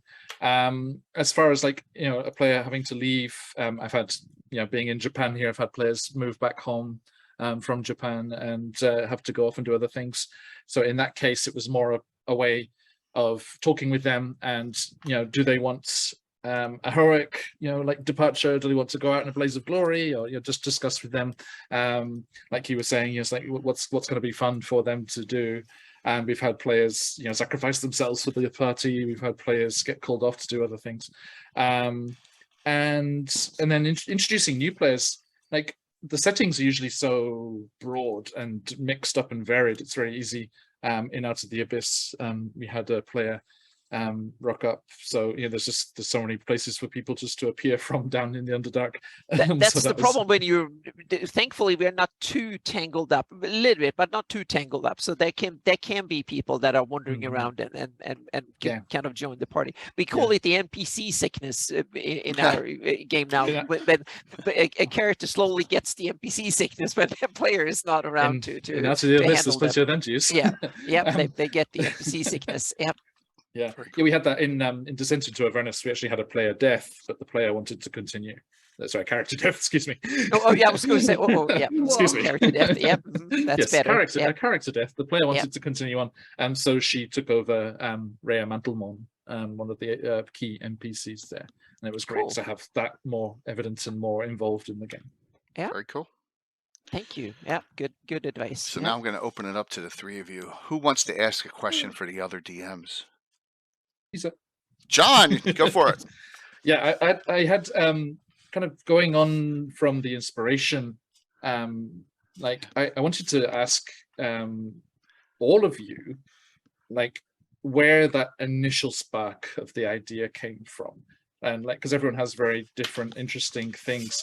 So like for AJ's, the idea to do this whole memory loss and like that clueless thing, for Key's decision to have this huge like shared universe with everything all mixed together, and then Jay, for yours, is like how do you have the various groups, and what are the mechanics of a 42-year campaign? Yes. I'm so curious. Okay. I'm so curious. Very cool. I can go first. Go for it. 1980. This comes out, the folio for the World of Greyhawk. Now, I've been playing the Holmes Basic at the time. But this is right in the AD&D era, and I'm like, this is brilliant. I mean, this just draws you right in. The heraldry, heraldry. I mean, we have it all. Anna's, that just was the visuals, the storylines, and Gary Gygax put in there, make Greyhawk your own. And I'm like, I came up with an idea, the Order of Ulick. 12, ran with it, and here we are, all these years later. From 1980 till now, just playing. We are through 966 adventures, roughly 3,250 sessions is the guess. We just don't know how many. With some original players. How have you worked the leveling on that? Well, characters don't go up that high because they go into management. They go and they do other things. We don't run those groups as much. Remember, we have 26 different adventuring groups. My buddy Alan's got 82 PCs right now, roughly 82 characters. Yeah, it's the characters, the third generation, the grandchildren in some instances, and humans are actually adventuring at this point in the campaign. So the world is growing and growing and growing, and it's just, so. And I'm honored that Troller Games has asked me to take my Free City of Altamira and turn it into a box set and place it in Aired. And we actually got de facto WotC permission to create a sub-publication for that, to actually put it where it goes in Greyhawk. So, that's coming, just so I can start sharing more of the campaign with everyone out there. And we try and do it on streams too. I try to bring as many special groups as I can, and they all affect the campaign. Right, all of them, whether it's a Slav Squad or Ed Greenwood's group last week, 2 drink minimum, it all is part in the campaign. Never waste an adventure. And I think Key's doing the kind of same thing, and it sounds like, John, you're doing the same thing with everything interacts with each other. Yeah, you heard your group there, Mandy. Yes, you did, and that'll be on Saturday. So, and that's the key to it, I think, because then it grows, it breathes, it's living. It's a living world, and the stories start talking, people start reminiscing. We talk about stuff that happened in the 80s, just like it was yesterday, because we're super nerds. So, my friends, that's it. Thank you. But I'd love to hear your stories. I mean, I can riff off of that. That whole thing of just that last sentence of what you just said, being able to tell stories of like you guys in the 80s and like things that have happened. That's the type of thing that I really, really wanted for the likes of my game. When it comes to D&D, we're here to make memories. We're here to have a great time, and we're here to sort of make these epic, crazy moments that we're going to be telling, even the people that don't play D&D talking their ear off about like how crazy my half-elf rogue did this random wacky sort of thing. We love that, right? And I wanted to sort of make something that would be a system that would be able to support that little bit of history, that little bit of memory making, and more. And that's why Living Universe was kind of one of the first things that I kind of went to. Now, I had the idea when it came to inspiration. There was another individual or a couple that were already doing Living Universe. It's not like a super crazy concept. This thing has been done for a long, long time. But when I thought about it, instead of joining them, the reason why I decided to make my own is because I was like, hey, D&D is super fun with people and it's a lot of fun with friends. So I decided to grab a couple of friends together, and we decided to build up this giant world and really make some memories together. And more people flock towards it. And heck yeah, we're just having a good old fun time. So it's fantastic. That's the key. You'll know if you're doing the right thing if your players come back and they say, "Oh, that was great. I loved it." Yeah, absolutely. AJ. Yep. Mine was screaming at me for a week. Stop messages since Tuesday night about theories and excitement and all sorts of stuff. And we were doing these post-episode diary entries where the players go into this like diary entry room we've got set up, and they talk to an interviewer about their theories and their ideas. I have videos of just them screaming at the camera person just with excitement. So it's the best feeling in the world. For me, my idea, so I did a one shot about 5-6 years ago where I probably prepped way too much because I love world building as well. So I had this idea that, you know, a bunch of people wake up without memories, and that I would slowly feed them their character, and so that they could explore this idea of not knowing who they are and reshaping who they want to be, regardless of what their past is. Okay. I loved that one shot so much that I have stored this idea in the back of my head, and it came to me when I dove further into Critical Role than I should have, and ended up watching a few episodes of Blind Spot, which is the TV show that Ashley Johnson is in, where a character wakes up and is delivered to New York City without any memories and covered in tattoos. And I went, I want to put this in D&D. So I took my one shot idea, I took that little like spark from that, and I went, let's do a combo. Let's make this big. And then I was like, well, if I'm going to go big, I need to build a set. I don't know why that was my next thought, but it was, I'm going to go completely into this. I'm going to run full straight ahead. So I have to ask a follow-up. How long how did it take you to build the entire setup and get ready? Has it been a year? No. So the set itself has been, we started constructing once I'd moved into this place. So 2 months ago, maybe less. Oh, wow. That's great. We did, yeah, it was a lot of work.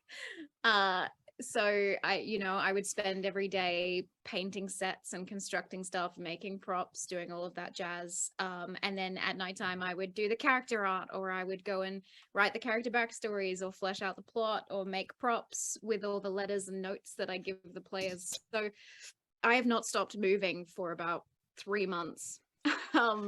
But the world itself I've been building with the online community since last year, July. So okay. Yeah. But you love it, so it's not work when you this is what I want to do for my full-time career, and I have the opportunity this year to be able to do that. So this is all I do at the moment. And if I can make something of it, then that's what I want to do. My main goal is to build careers for all the people that I'm working with. That's what I would like to do. And I'd like to run a production company here in Perth, because no one's doing what I would like to do. And so I'm going to do it myself. Always says so find something that other people aren't doing and just like, go. So good. Yes, Bill the Master Crafter said, Jay, we're not building a set. I said, no worries, Bill. I already have you chained down in the bed. Yeah, wait till you see. I'm going to show something on the show that he just finished on, which is unbelievable too. It's just crazy stuff. Wow, that's fine. I've always said, AJ, if you want to be successful on Twitch, especially, you got to find your niche.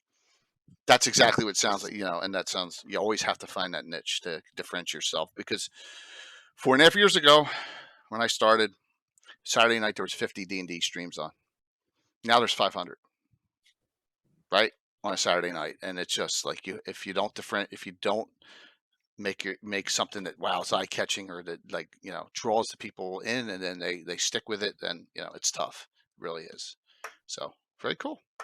Anna, you want to answer that question? Well, for me initially, my first DM that they dragged me into the game when I was 15 did an amazing job, and I realized now afterwards that he had read Lord of the Rings and Tolkien books extensively and made a homebrew version of Tolkien, of Middle Earth, and I was blown away how cool it was. So when and a couple of years after that, when I picked up the Greyhawk box, I always wondered, where did all this come from? I had never read I didn't know about fantasy. I played D&D before I read anything or heard about. I've never heard of Tolkien, and I didn't know what the elves and all the cool stuff in so it was like, it blew my mind how cool that was. And then when I figured out things, and I read the Bilbo a little bit, and then I picked up the Greyhawk box set, and when I opened it and read it on a vacation, I realized this is where the magic comes from. This is the book that has the kind of the basics, and I can build from it. And then I was hooked. and that was the thing. And then when that DM moved away, and we had to start taking turns running games, then all of a sudden after a couple of games they said, no, now you're running the games, you realize that from now on. And then I was the perpetual DM for 20 years, and it's been, yeah, so it's actually since I moved to America 10 years ago that I started to game more than I run games. So back in Sweden, I was, I rarely played, I just ran games. That was the way for the enjoy the game, so to speak. So yeah, and I'm a chronic over prepper. Yeah. Yeah. I turned it into a career. Yes. Yeah. Waiting 20 hours for something to compile. Yeah. Well, I can work a little bit on the side, but yeah. So map making, and I turned that into my career side thing, so to speak. Yeah. What was the start of the cartography? That was, I always loved the maps, and I loved the terrain and what the real world looked like. And I realized that I wanted to do everything. When I played for like 5 to 10 years, I wanted to do rules and whatever. But I realized I'm not that super good at art, meaning draw character portraits and stuff like that. I'm a decent sketcher, but not any world class or anything professional when it comes to sketching or anything. And also I realized as a game designer and a writer, no, I couldn't cut it. A lot of people can do it way better than I can, but I realized something. I know a hell of a lot about maps, and I understand maps. I've been a soldier, I've been a hiker, kayaker.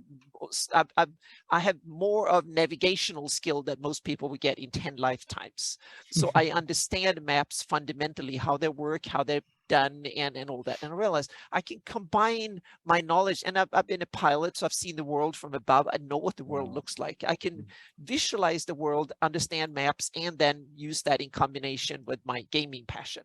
That was my super weapon, so to speak. So I'm very specialized, but that's what I'm really good at compared to other people. Meaning you have a lot of people, they are voice actors, they can do audio, they can draw characters, they are perfect at doing rules and stuff. So my thing was maps, and I had a passion about it long before, so to speak, and a user of maps. So yeah. Cartographers are just so inspiring, amazing. Like, and the guy that did our logo is popping off from time to time on the other side there, is an amazing cartographer as well. He just that ability to imagine or reimagine something. He did a great Pokemon convention poster where he changed the map of Florida into a Pokemon style map. Wow. And stuff like that. And it's kind of, the cartography is that interesting. You have one leg in the technical bit, meaning you have to understand a little bit about scale and symbology and stuff, and then an artistic side to it, so to speak. And I love that when you have one leg in the technical bit, one in the artistic. Great question, John. I really appreciate it. AJ Key, do you have a question for the rest of the panel? If you don't, it's okay. I can think of one if someone comes up. Go ahead, AJ, got one? What is the hardest thing you've had to experience as a DM?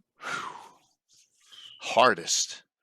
Good question. I can answer that because it was kind of me. That was when I had we experiment with running evil characters in one of my campaigns, and I had 2 good friends who became really angered at each other at the game table. That was hard, and I realized I was the one that participated in. It was a unanimous decision to try use evil characters, but it was I should have seen that coming, and that was sad. That was really sad to see.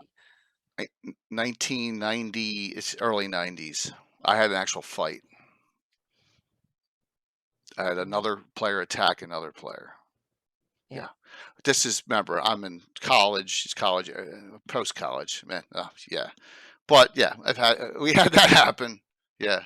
Back in the day. I mean, that's a long time ago. I haven't had anything that, but yeah. I had to throw one player out of the house here too, because he acted badly. I would tell him to leave, and he didn't want to leave. And I told him, you leave now or I'll throw you out. And I stared at him long enough, and the other players told him that you need to leave now. Please leave now. And then he did. That was a sad moment too. So there's been 2, but thankfully those have been of the several thousand sessions I played. It's only been 2 bad incidents, so that's good. Yeah. And this was early on in Twitch too. I've been fortunate not to have this happen recently. We had a female player on a stream. My buddy Marco was DMing, and she got trolled really bad. I mean, it was awful. So yeah, and that was a terrible thing to have to deal with, and that's one of the downfalls of live streaming your game too. And you have to, that's something else besides DMing and playing, you got to worry about all the live streaming aspects too. So within the last 5 years, that's the worst thing I had to deal with. Yeah. And touchwood, I've been lucky there, but like logistically hard. And Key, I'm sure, is in the same boat here. Is just maintaining the notes and remembering everything that happened in session. And I know AJ, you're saying you love getting into the story and getting into the characters and the acting part of that. Actually, remembering to keep track of stuff when you get into scenes. And finding the time to keep track of all that and the best way. How does everyone keep notes? Do you do it digitally? Do you use notebooks? Digitally, OneNote. Yeah, OneNote's good, right? Yeah. I'm starting to How's use this? I use digital. I use a tool called Obsidian MD. I love it. It's fantastic. I can even use the Wacom and take notes like that, and it's stored in there. Or sometimes I scribble down and just take a picture and save it in there, and then I take notes, so it's all connected. I can share things with my players and stuff. So yeah. It's evolved. I've heard amazing stuff about World I Anvil need to as well. take more notes. Yeah, I heard World Anvil's good for that. Yeah. Yep. 22 colored books with supplemental rules. Yeah. 22. I used to have that. Yeah, I have binders. I've scanned it. I've put it all in digitally now. So I've That's used. amazing. I love that. Yeah. Me too. Got mine right here, right next to me. It's just notebooks there. Gotta have it. Yeah, but the good thing with digital tools is that the information finds you, so to speak, because you put in a word and you can find all the other connections. So if you mention something in 12 years back in or 25 or 35 years back in a note, if you have it digital, you can find it and it makes the connections for you. That is magical to me.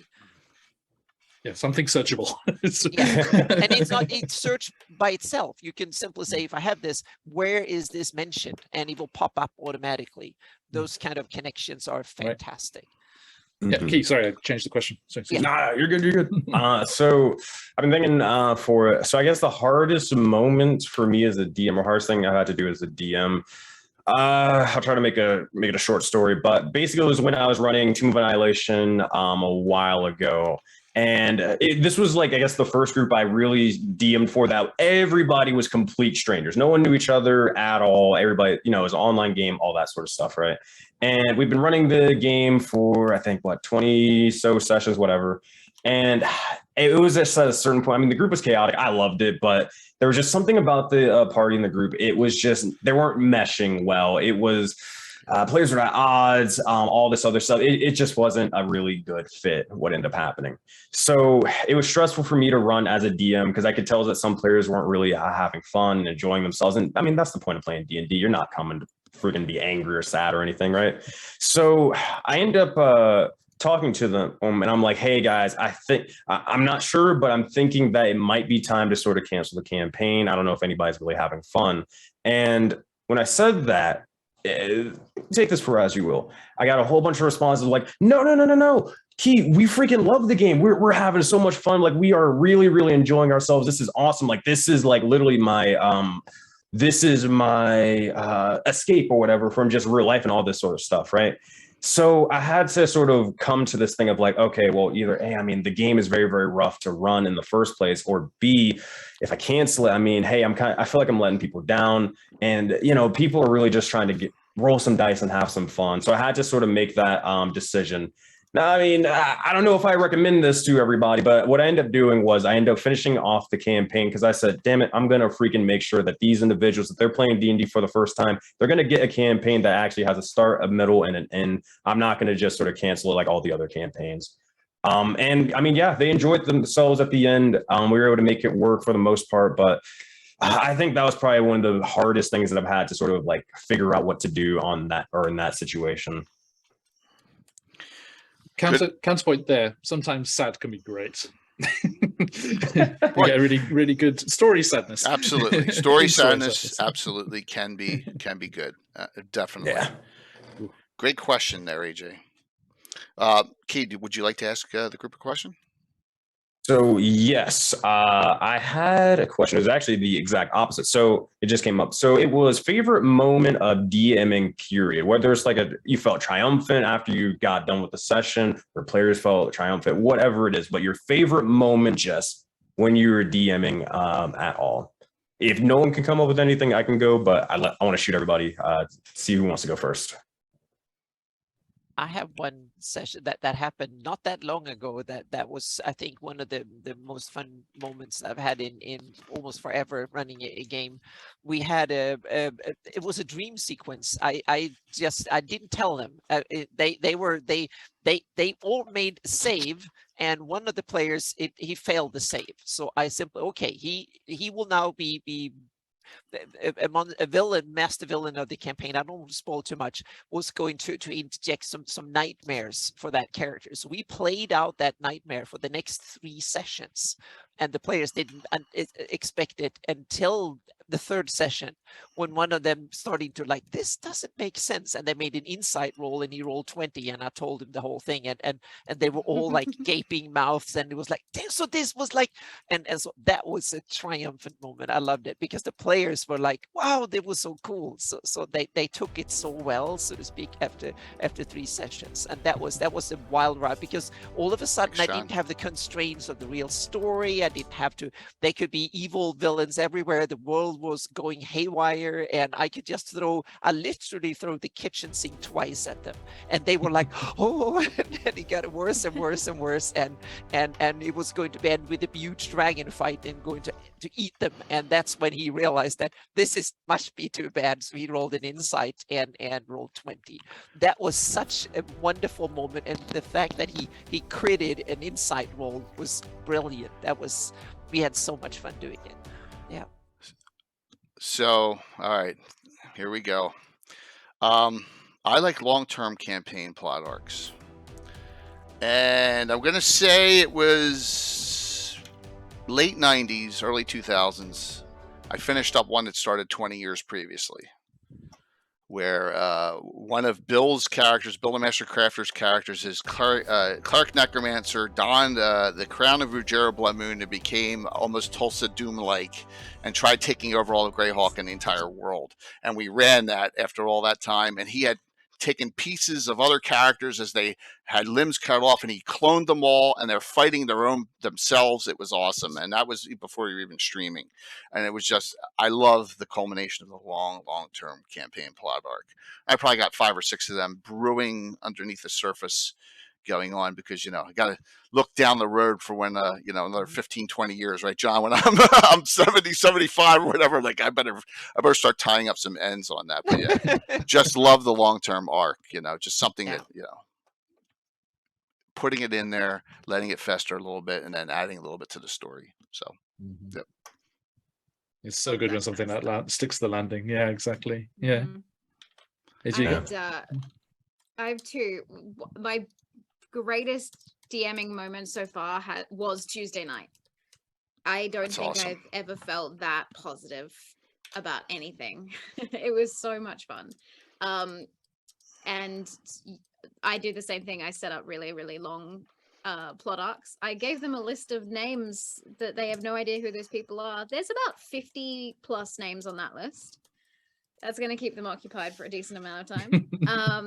But my favorite DMing moment, I threw a one-shot leaving party for a friend of mine who was moving away to another country. And I combined a drinking game with a plot arc where I had set up this chamber with all these potions, and they had to run a combat whilst constructing a potion that would get them out of this building that they each had to drink. So they were solving a puzzle at one end of the room and fighting creatures on the other end of the room. At the same time, my players had to physically construct this thing, and I had set the table with about 50 potion bottles of random ingredients that were all coded, that they had to break the code of, and each of those potions bottles had good things and bad things. There was one that was just blue wasabi. And if they got the puzzle right, they would end up with a nice cocktail that they would all have to drink at the end. And if they failed miserably, they would end up with a very, very bad cocktail that they ended up having to drink, which was a lot of fun. And best way to send my friend off to another country. It was an epic day. It was an epic day. It's fantastic. You are the chaotic embodiment of Deborah Moore. You're going to remember that too for the rest of your life. Yeah, that's a great thing. You'll remember those moments, D&D moments, and a lot of people have trouble understanding this that don't play. It's like real things that have happened in real life in a way. It's like real moments with other people. It's amazing. Yeah. And those memories are the human brain is so fascinating because we've created these memories that were made through imagination, where we have lived the lives of those characters. We've lived those stories because it was so real in the moments that we're playing D&D. So I actually find it so fascinating that we could live our lives and also the 50 other ones that we've lived through D&D. And you'll catch up with a friend you played D&D with 10 years ago and cry over the moments that your characters shared because that was a real memory for the two of you. That's so incredible that that's something that we can experience as human beings. It's insane. John, do you want to take a stab at that one? Yeah. First couple of ideas. The first one, when a new idea just lands so well. So to pop back to what GM Workshop and I did the other time, when that Riff Raiders thing worked so well and all the players were so hyped, especially the last 20 minutes was just so intense. The audience members was dipping between the streams. It's like they're in the room ahead, and like we're going in there. We're donating subs to do hype trains to slow them down. It's just like everyone was so. To do Wild Magic Surgery, sorry. Everyone was just like so invested in it, and it went so well. That's just always amazing to see that happen and have something so exciting happen there. And so you get to look forward to the future instances of that. And then as far as like amazing like DMing moments, like in-game stuff, to have the players so invested in something, and those memories, like AJ was saying, like that character death in Descent into Avernus, the one who went on to be Rhea Mantelmon. We had 3 sessions basically when the character died, when they told the other NPCs back in El Terrell, and then they had a funeral as well in game, and it was such an emotional journey, and there was such genuine tears and sadness for these made up characters, this made up thing that we were doing. It was just to see everyone so connected to that whole thing was beautiful, really beautiful. And then and the player did such a great job, especially when the character passed away, and the whole dialogue she had with Asmodeus was incredible. But getting to do that long burn of something as well. I had 2 players in different campaigns, but one had left the city here in Japan where we are, and the second player had moved into that same player's apartment. So the one took over from the other, and they both were playing Fallen Asimar. And I was like, okay, they're brothers, but they don't know it. They have to be there. They're in the same apartment. This connection in the real world.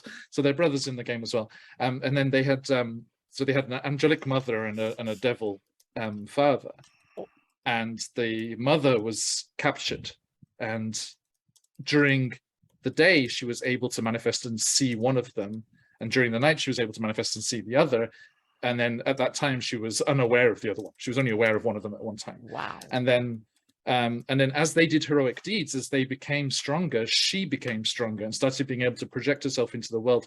And there was a lullaby that she used to sing to them as children, which I used a music piece for. And she could jump into NPCs or people around them and control them. And so I had the lullaby playing in the background of like city scenes or tavern scenes, like just as part of the Sirenscape mix for the longest time, for several months.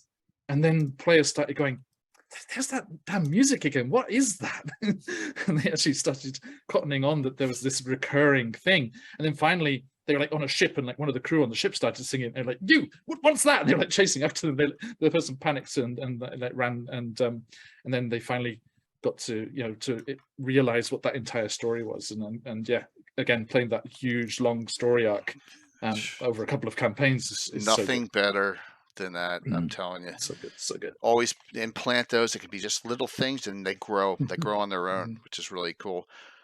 All right, I'm going to ask a question. I'm going to open up to the audience if everyone's okay with that. Real quick, can I get my favorite moment out? Yeah, sure. awesome. Please. Oh, sure, absolutely. My bad. No, you're all good. So I think my favorite moment for the likes of my DMing career, whatever you want to call it, was about a year ago. It was the 15-person raid boss event, where we had been planning Living Universe. So we've been running this main arc of getting or having the World Serpent weapons basically all scattered about and trying to get them all together. And eventually what ended up happening, TLDR, it led to this whole massive sort of tower and spire appearing in the likes of just random portion of the planet. Everybody across like the entire continents saw this giant spire, and they basically, everybody went around and was like, hey, we're recruiting like the most powerful adventurers across the land and heroes, because we need to bring this tower down, because if we don't bring it down, then these Eldritch beings are going to start taking over the planet and kill everybody, right? So basically we had people from multiple campaigns, multiple DMs, all telling their players and giving them this possible little plot hook. And when they all got together, they were actual players like assembling like the Avengers to storm the likes of this tower. We had the whole portal sequence of like on your left, Captain, as they're fighting alongside each other. And we actually got my very, very first DMing party, like the party I DM'd for, like their original characters who were level 15 at the time. They came in, did a whole cameo episode or cameo appearance, bestowing boons upon the new school players and all that stuff. Cameos are awesome like that. That's a great idea. Yeah, it's so fun. I had the two brothers parties randomly thrown together in one session. They didn't realize, and they were like, "Who are these guys?" And then through the episode, they realized that they were brothers. It's so good. Yeah, but like. Okay. But like So yeah, like as we were sort of doing it, like I made like raid boss mechanics, homebrew stuff like that. And like for 15 players, how do you balance that in combat? So that was like chaotic. It was super, super fun. And like the players at the end of it, they're like, yeah, man, that was freaking awesome. Like, hey, I only was able to do like 3 rounds, but I was able to show my best stuff. We were loving it. Like we were sitting back, but just like this whole spectacle, this whole scene and being a part of it, this felt like a freaking football game or whatever that we were a part of. It was freaking great. We were loving it. It was a party. It was a celebration. It just really felt like rewarding after setting a story beat up for 2 or 3 years and then everybody coming together for an awesome event like that. Like that's going to be an event that stays with me for years, decades, forever, probably. Absolutely. Wonderful. It's because you got something that you're proud of, and it's memorable, and it's just like you can tell those stories with your friends from this time. Hey, remember that? It's such a great feeling. It is. It really is a great feeling. Here's my question for you all. You could play D&D game with anyone, living or past, dead, alive. Who would you play with? Say that question one more time. Make sure I got that. Who would you play D&D with if you could? It could be anyone living, past. Gotcha. Yes. That you haven't played with. Everyone's thinking hard on this one. I can say someone that I've had a really hard time to come up with, because you asked that question many times. But I have one now that I realized I'm an idiot to have overlooked it. My dad, he died when I was 7. Wow. That would have been fantastic to see if I could have shared a hobby with. My mother is not interested in it. We tried, but it would have been interesting to see if my dad would have been interested in playing. But that would have been fantastic. And I can kind of that's something to at least would have been cool to have seen. So I've seen in chat, Gary Gygax, Len Lakofka, and Len's was on the show 40 times. Almost played in a game of mine, but Len was really incorrigible when it came to rules. Robin Williams comes up a couple times. Wandering Anderson's kissing my butt and said me. All right, well, Wandering, there you go. Lou Ferrigno. Oh my God, Green. I've never heard that one before. Hager, Dave Arneson, Ed Greenwood. Hager. Yes, I play with Ed multiple times, which is awesome. Who wants to take this? Oh, gotta have someone. Come on. None of you don't want. So many. There's so many. Like, all right, just give me one or two. AJ, go. Give me who you got. Okay. So Brennan Lee Mulligan. Okay. I would die if I'm ever in a game with that man.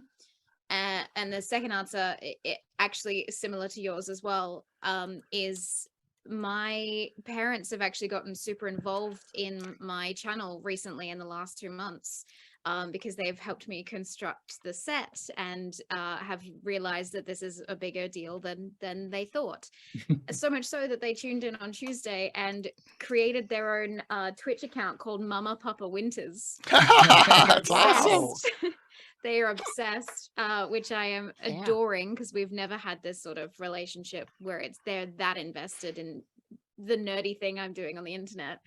So I would love to play a game with my family. Excellent. Key? All right, I'm just gonna start throwing a bunch of names Go out for there. Deal with me. All right, I guess we're talking about the D&D sphere, like way up there. Definitely like Travis Willingham, for sure. Or Liam O'Brien, as well. For like probably like D&D content creators and all that stuff. First people that came to mind, because I learned a lot of stuff from them. XP to level 3 or Joe Cat for sure. Love those two individuals. If we're talking about a celebrity, I don't know. I just think it'd be hilarious and just a fun time. Terry Crews would be hilarious. I want to. Like, I really do. That is awesome. I don't know. I think it'd just be a fun time. Very cool. Yeah. Go ahead there, John.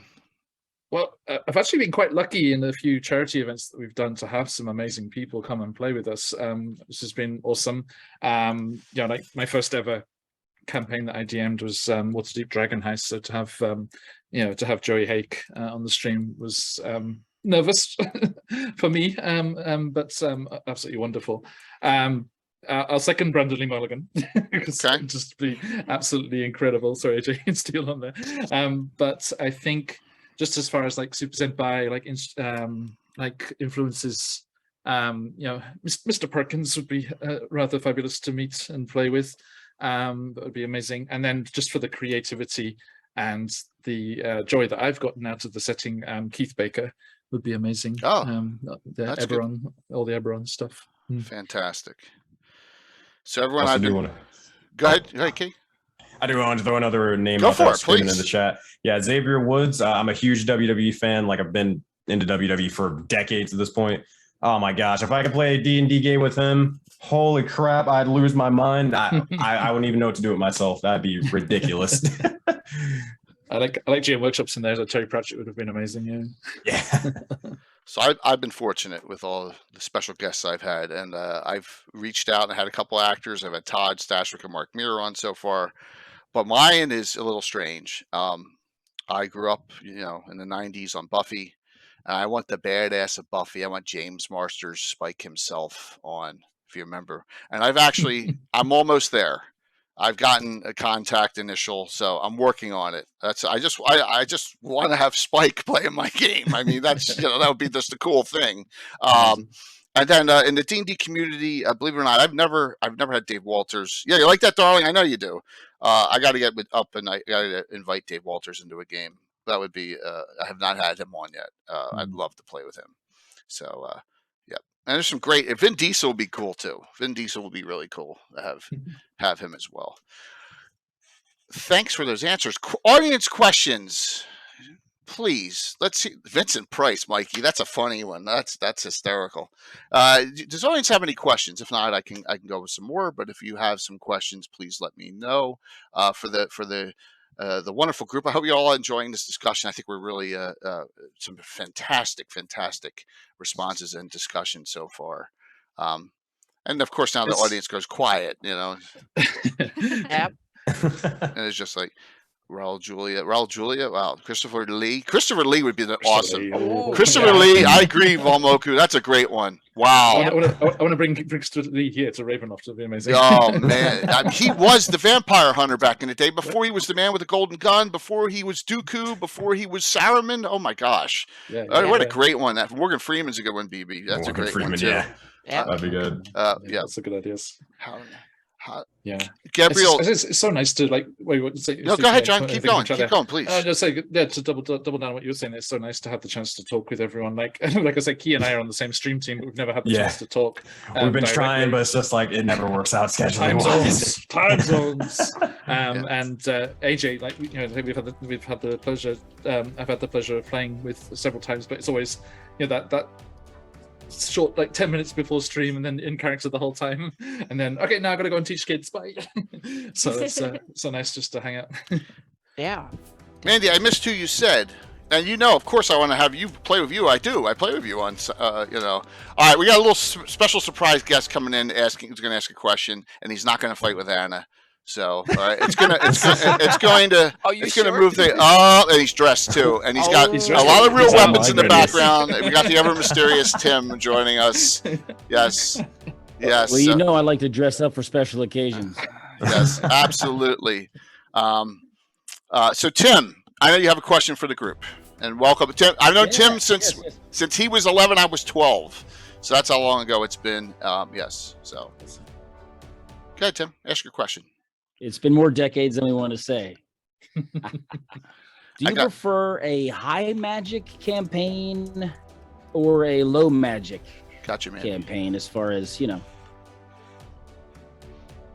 far as type of campaign. Yeah. And why?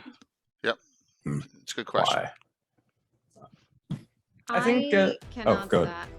I took away magic from the world that I built. So there's only a handful of people in the world that can actually still use arcane abilities. And I did that because I wanted to be able to slowly feed in magic in a delicate, balanced way, as well as the fact that it helps with sort of plot conventions and being able to homebrew my own types of magic in the background. So I've always played high magic campaigns in the past. I'm a massive fantasy nerd, but this time I'm going with more of a steampunky magic tech world where magic is limited and therefore it's a resource, which is really fun. Very good. Just a grunt from Tim. That's a great answer. Yes. I guess for myself, I've always sort of ran high magic settings.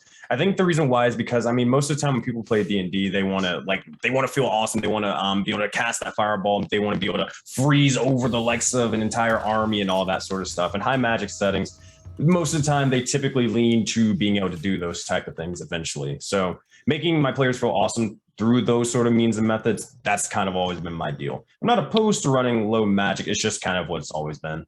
People just kind of expect that. Okay.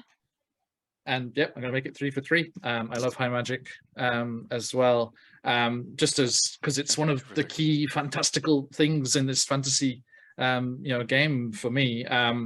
Just the main ones, just the magic, the spells, the items, and then the locations and the monsters, and just that ability, and then the way they lead into each other, the way the magic produces the monsters and creates the beautiful settings and the and locations that you can use. So I love all the items and delving into got the new Cobalt Press big book of items and stuff like that. It's good, all sorts of fun stuff. Excellent.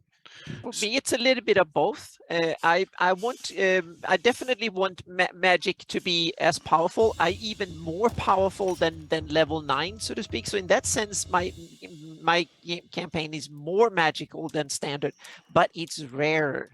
Magic is not everywhere. You can't go in and there is no magic shop selling tons of different, I want a +1 of this, and like buying a golf club and stuff like that. So magic items are rarer, and magic abilities are a bit rarer in the population in general. But the powerful magic, meaning that the high and mighty can wield even more powerful magic, so to speak. So I want it to greedier, but more powerful, so to speak. So yeah. I think it's so important, so it doesn't become too mundane, right? You don't want it to be so every day. Yeah. Although that is something I like in Eberron, that there is this prevalence of magical items and people doing day-to-day work which involves magic all the time. Yeah, that's why I kind of include a lot of technology as well into my games, and kind of what you were saying, AJ, with this whole Magitech sort of thing, with combining steampunk elements with fantasy as well.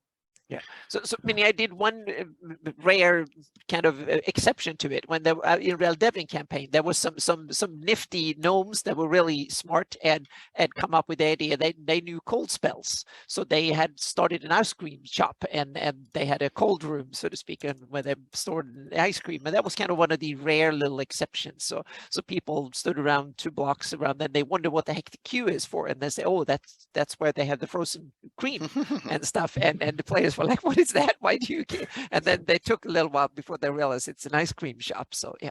I got a question from Mandy, which I'm going to tie in with one of mine, and she said, "Do you all of you use a reoccurring NPC?" Well, I'm going to add that. Do you have a reoccurring antithesis as well in your campaigns at this point? So, good question, Mandy.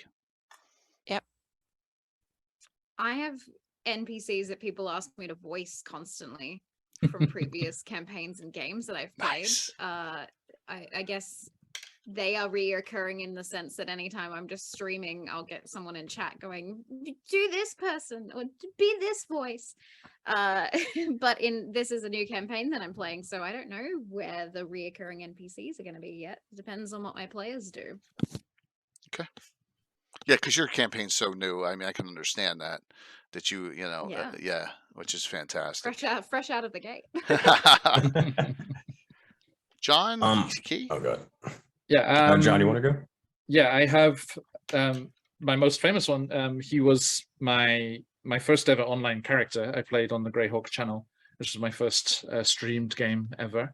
And the character I played then was a forest gnome called Arafor Tan, which Arafor in Japan is short for around 40 years old, which is, I was 40 at the time. And Tan is Cumbrian, my home place in England, for 2, because it was my second character ever. But anyway, so Arafor Tan was the recurring quest giver in all of our campaigns and those one-shot roulette games, and came back over and over again. And those who've been watching the last couple of weeks will see that he has winked out of existence, and his granddaughter and other characters connected to him have lost all memory of who he is. But that is something ongoing. And then for the big bads, the devil father of those fallen Asimar brothers, pops up from time to time, Ogsriun from the Nine Hells, which is a good way to get devil names. My kids, my Japanese students here, they have these things in their homework sometimes where they get vocabulary words jumbled up and they have to rewrite them as what they're supposed to be. So I use the jumbled up versions of those words for devil names and things. And Ogsriun is just a jumbled up version of generous.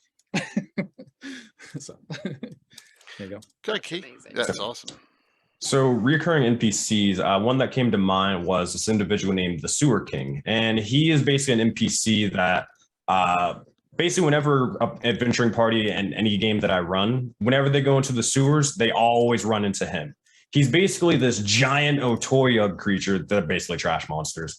And he is, whenever I introduce him or describe him, he's this hulking, massive individual with like 9 eyes on each and every single one of the tendrils and more rows and rows of teeth. And he has these, like, he's wearing all these bits of clothing and more from Dead Adventurers and all that stuff. He has a little top hat on his head.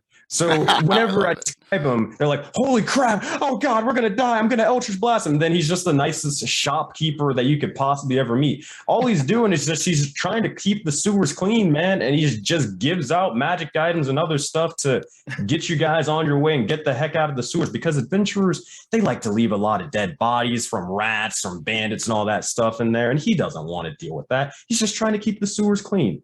So it's just like you think he's like a chaotic evil monster, but he's actually just lawful good, just trying to help out. The top hat throws him off too, because whenever now I'm old, I always think of Live and Let Die, the voodoo guy who did the 7-Up commercials. Remember, John, with the top hat and ha ha ha, right? That's where I always go. Yeah, I can't even do that. That delicious half makeup. Amazing. Yeah, that's awesome. That's so fantastic.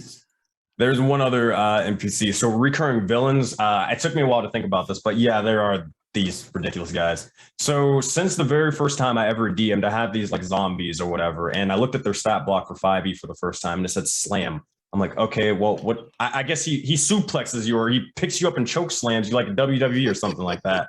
And it became a running joke when the paladin got like slammed through a cart or something like that. And ever since then, I've had these reoccurring zombies that dress up in the most ridiculous outfits, WWE style. They dress up like a zombified version of Hulk Hogan, Macho Man, Randy Savage. Oh, that's awesome. And they're like, oh, yeah, you're going to get it now. I'm going to break you into a Slim Jim. Like all of that sort of stuff. And every single group, they always fight these reoccurring zombies called Tony Takedown and Stan the Man Suplex. I love them. Love them to death. We used Rowdy Piper once. Don't feel so bad. Going back and yes, we've used some names of some old wrestlers too in the 80s. So, because They Live, what a great movie. Great. That was a great question from the audience, Aunt Mandy. Thank you. I have to do a follow up though, because I think that Anna and I both are. The light bulb went on. John, did you play in a game with DM Shane on the Greyhawk channel? Is that what you said? It was on the Greyhawk channel, but it wasn't DM Shane. Oh, okay. Oh, okay. Because I was like, I did a double take. Do you know who DM for you? You remember? Yeah, it was it was from the what's the channel called? They're not active anymore, but a British gym called Leone. Oh, okay. Okay. Yeah. Okay. They were doing a big event where there was lots of different groups playing together for like a mini campaign. Lots of different people playing. Cool. Yeah. Very, very cool. I know we're getting up to time, and I don't want to hold everyone too long beyond what we normally do with the 2 hours, because I know everyone's got busy, and some of you are probably exhausted from sleeping so little. So, yeah, let's let's do an in closing comment, and then we'll do shout outs for everyone. Just talk about what your thoughts are about the future of what you're doing in D&D, and some ideas, and maybe one thing that maybe a little advice you could give to everyone else watching out there as a DM, like something you do that's like, I like this, I do this. I know that's tough. I really wrapped up a whole. I can be real quick and say invest time and money into your passions. That can lead you somewhere, so to speak. So invest in your passions. That's I think that's one of the things that gotten us all to appear here and do. If you want to get into this, invest in your passions. If you're passionate about something in D&D or role-playing games or something related, invest passion, meaning try to learn it, invest money and invest time into it, so to speak, and get good at it and keep doing it, and you will be doing great with it. Okay. I've always said find your niche. That's my thing. Yep. Find your niche, especially if you're that was a better, easier way to say it than I did. So, absolutely. Yep. I think for me, so I guess plans for future and just in general, I really do want to just introduce this game to as many people as possible. Or like as many people as possible, TTRPGs, D&D, all that sort of stuff. Because I mean, there's an aspect of it for pretty much everyone, and I want to at least give them the opportunity to be able to experience it. Because as I mentioned before, how I got into D&D, I was never going to play it. I was like, no, I'm never going to do this sort of nerdy passion. And then look at me a couple of years later, right? So I want to at least give people that opportunity to, play one of some of the greatest role-playing games of all time. So I guess a little bit of tip and advice. I've always said this before, but there are 2 ways to win D&D or TTRPGs in general. It's an easy 2-step process. Well, the first step, you got to make sure you're having fun. You're coming here to play D&D, TTRPGs, or whatever, to have fun playing a game. And if you're not having fun playing a game, then you're kind of doing it wrong. Sorry, but that's kind of what it is. Yep. The other second part is, hey, well, you got to make sure everybody's comfortable. If everybody's not comfortable at the game table to express themselves, well, then you're probably not going to do step 1, which is having fun. So if you want to win D&D or whatever game you're playing, step 1, have fun. Step 2, make sure everybody's comfortable, and you're good to go. So. Very good. Great advice. AJ, John? John? AJ? So for me, the future for me, I am one of the very rare female dungeon masters in Australia. There's not a lot of us at all. So for me, it's a massive deal to be doing what I'm doing. It's a massive deal to promote other females in the TTRPG space. We don't get seen as much. So that is a massive deal for me, including as well diversity and inclusion and equality in my games.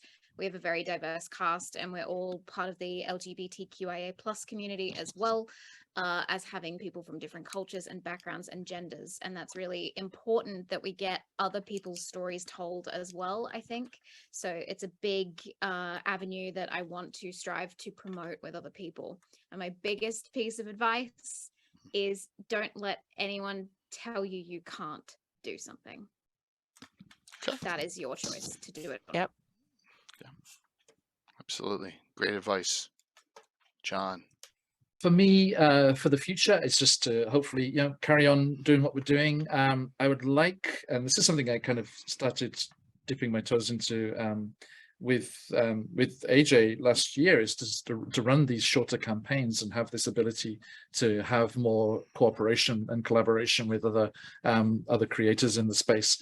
And have these shorter runs of different things that we can do, and to try out new systems. We recently did Deadlands, which was really great. Had a lot of fun with that, and we're going to be speaking of Troll Lord games, as we will be giving out those prizes in a second. Everyone, jump in that giveaway. We will be we're going to try out their Castles and Crusades as well, and things like that. So that's just what we're looking to do in the future, and of course lots more charity events, which we just love doing that, and just so grateful for the amazing support and the the generosity of the community, and building that community as much as we can. We started doing a few community one-shots. We're doing the Spelljammer Academy games from Wizards of the Coast at the moment with people from the Discord, which is awesome. And then for advice, this is something that a lot of people are worried that I don't do, but I am. I'm pushing it right to the very limit, but I am actually doing this, is know your limits. Don't it's yes and stuff in games, but don't say yes to everything that comes your way, and make sure that you're not burning yourself out, because that's going to spill over into everything else. It's going to be bad for your players. No, you're good. You know where that is. If you know where that is, and you can write it right up to the line, then that's absolutely perfect. And if you keep that balance with everything going on, then you're good to go. Absolutely. Less is more sometimes, sometimes you have to make that. Take that advice. Yes. Sometimes you got to take a step back, like, and you feel bad when you turn something down, but sometimes, but next time I'm going to invite AJ to a game, she'll say, actually, no. Damn it. Yeah. Sometimes you're not doing it to be mean. You're doing it to make sure that you get through the week without really, having issues. Sometimes, it's just, it's tough. It really is. Yeah. Don't be afraid to take a step back if you need to. Go ahead, Tim. What's your advice? I have one point of advice. Have a producer, so you don't have to be bothered with all the minutiae. Oh yeah, that's right. See, Tim gets on the channel and he just DMs, he's smart. And I sit here for 5 hours and I just run everything behind the screen. Yes, absolutely. You smart, Tim. Yep. Yeah, he is smart. So, but yes, and then Tim, Tim is the killer. Tim kills on multiple channels. You go to Blue Box, all the critical hit kills on Blue Box's channels because of his critical hit tables. How many is that, welcome. John? Yeah, 5 characters he's killed permanently over there. It's just nuts. So quick. So let's do some. It's insane. Do some shout outs. What you have going on? You want to highlight?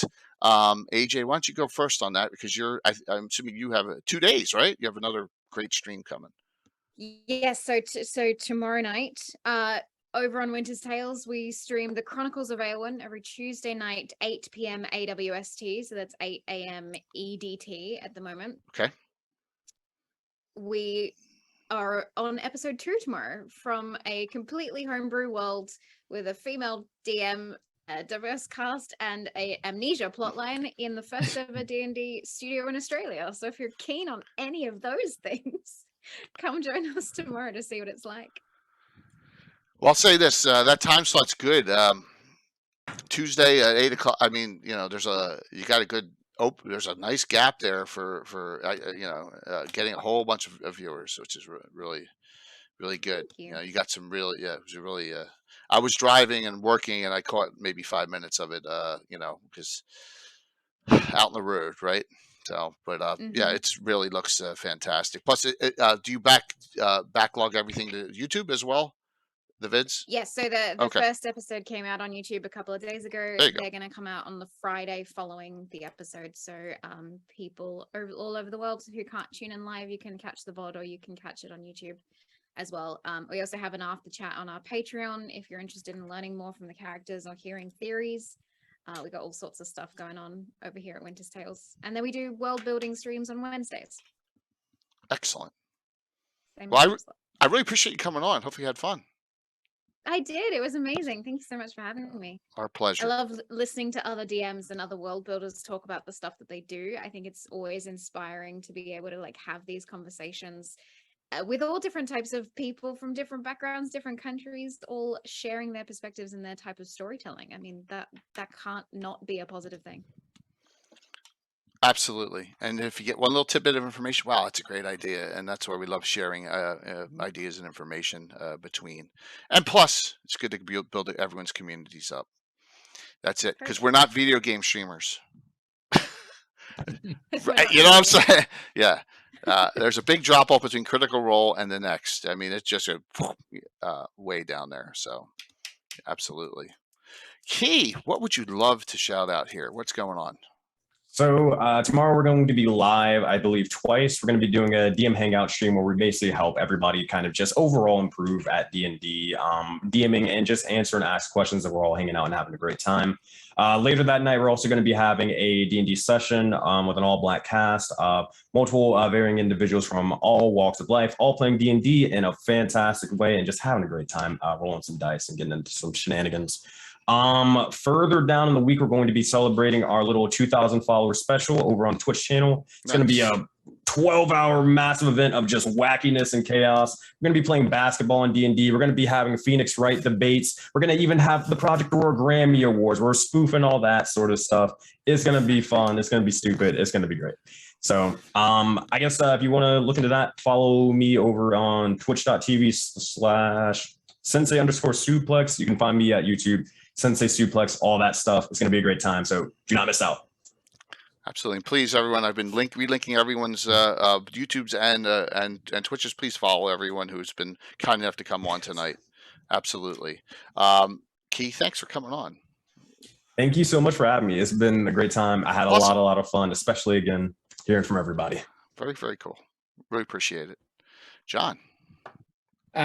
Yeah, coming up this time, we will have just started. It will be 9 p.m.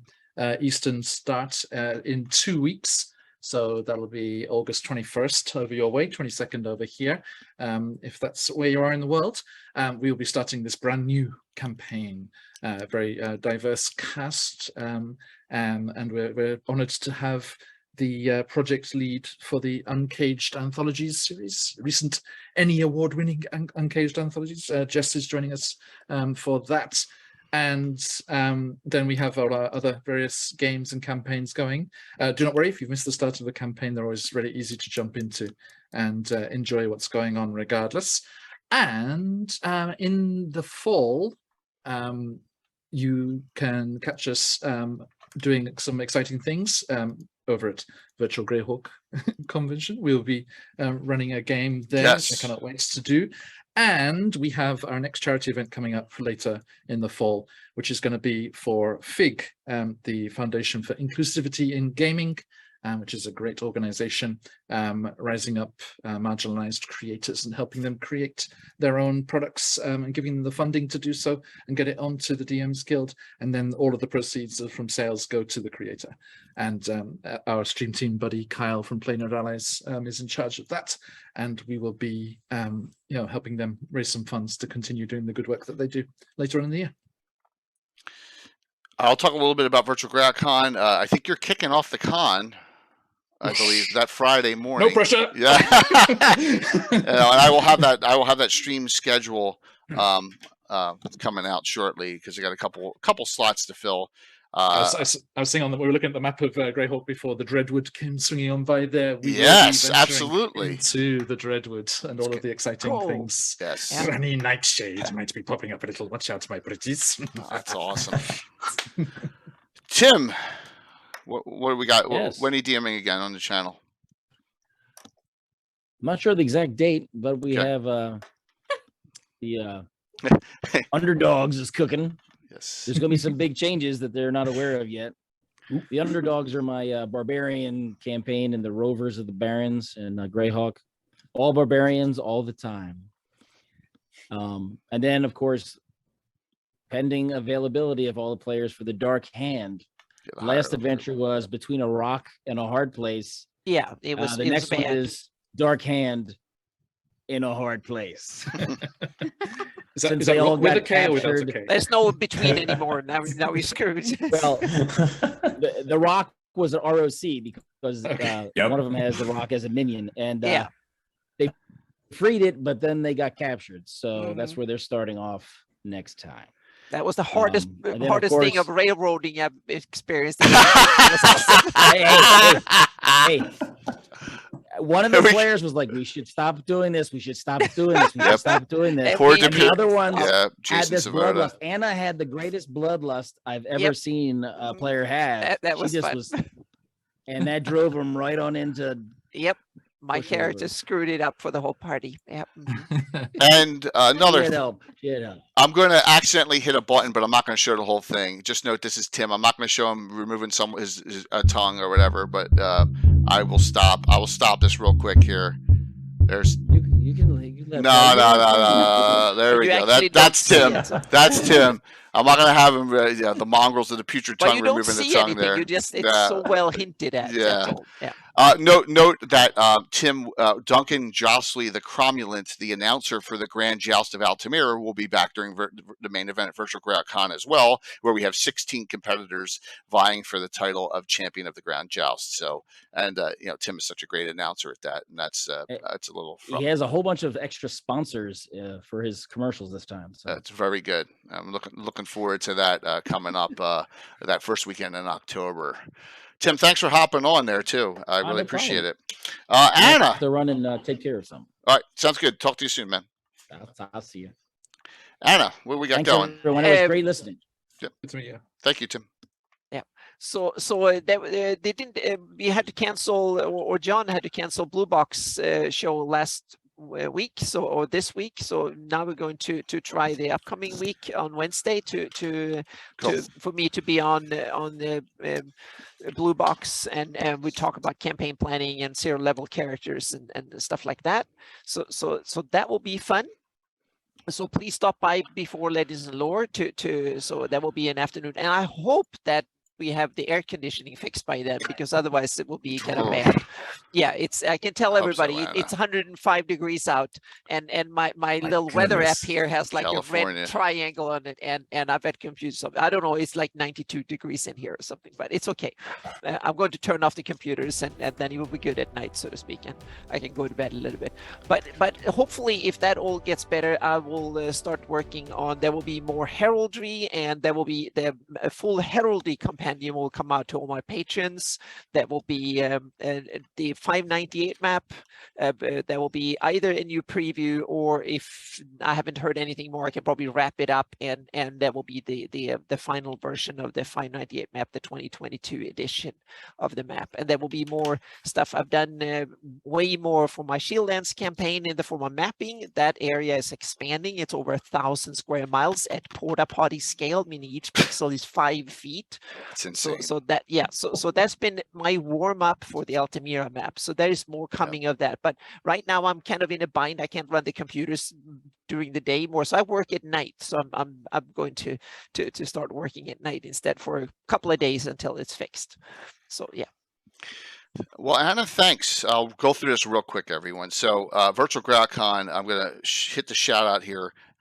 Please, anyone, I will help you with DMing. If I don't know anything about Greyhawk, I'll help. It's not that any edition, 1E, 2E, Pathfinders, Castle Crusades, 5E, don't worry. We are looking for some DMs. Unfortunately, Armin, who lives in New Zealand, is going to be out of his country at the time because it's opening back up. So for work, so I have no overnight stream on that late night Friday. So I'm looking for an overnight streamer from Friday. I'm talking Eastern and Central time from like 11 p.m. To sometime in the night. And I'm looking for 1 or 2 streamers on Sunday morning as well. Just note that to fill the whole entire listing of streams, so we go from Friday through all the way to Sunday. And we got Greyhawk Reborn just put 17 events in today, everyone. So we got a ton of them. Check it out. There's a nominal $5 fee just to cover the tabletop events site. Plus, we'll give out some VIP badges if needed as well. But that is coming up. It's our 3rd annual one, and it every year gets bigger. Yeah, Ron, I'm excited, man. I know you're DMing too. I think I appreciate it. Wednesday night, we start this week off Greyhawk Deep Dive. It is Living Greyhawk Journal Gazettes, which is number 0 through 6 or 0 for Thrival. We're not sure how many, depending on who special guests. I did reach out to someone of named. I'm not sure if he's going to be able to make it or not, Banana and I can handle this because Greyhawk Mike is off this Wednesday. That's Wednesday night, 8 p.m. Before Anna. Anna will be on Blue Box and come right into that. Thursday night, we continue our adventure, The Monster Beneath. I'm gonna hit up a couple just for those who are new here. Give me 1 sec. 1 or 2 picks of what's going on here. How about this one? All right, so here's a little pic of the terrain scene that's going on. So we have some special undead. One of Walt's characters is down. Imagine that. Garrett De Bruyne is down. Yeah, and that's it's just get the whole idea of the scenery and terrain that we use here in the old school miniature play. It's been fun. We're having a blast with it. So that's Thursday night. Saturday night, a special event. We got the Slav Squad. I did say it correctly. He's back, right, Mandy? So we got Mandy Bones, Darling, MJ Russell, Myriad X, and Josh. It's almost an all-female cast, including and then Josh Pop, who kind of provides the comedy background of the group, and then special guest is April Hill, Stiletto Assassins, playing in it, and this will be a fun. Yes, the Slavs are awesome. We are going to have a crossover event with the Slavs and Ed Greenwood's 2-drink minimum group at some point in the future. We're going to have 3 or 4 characters from each group, and we're going to combine them for a little fun thing. So I'm trying to work that out down the road as well.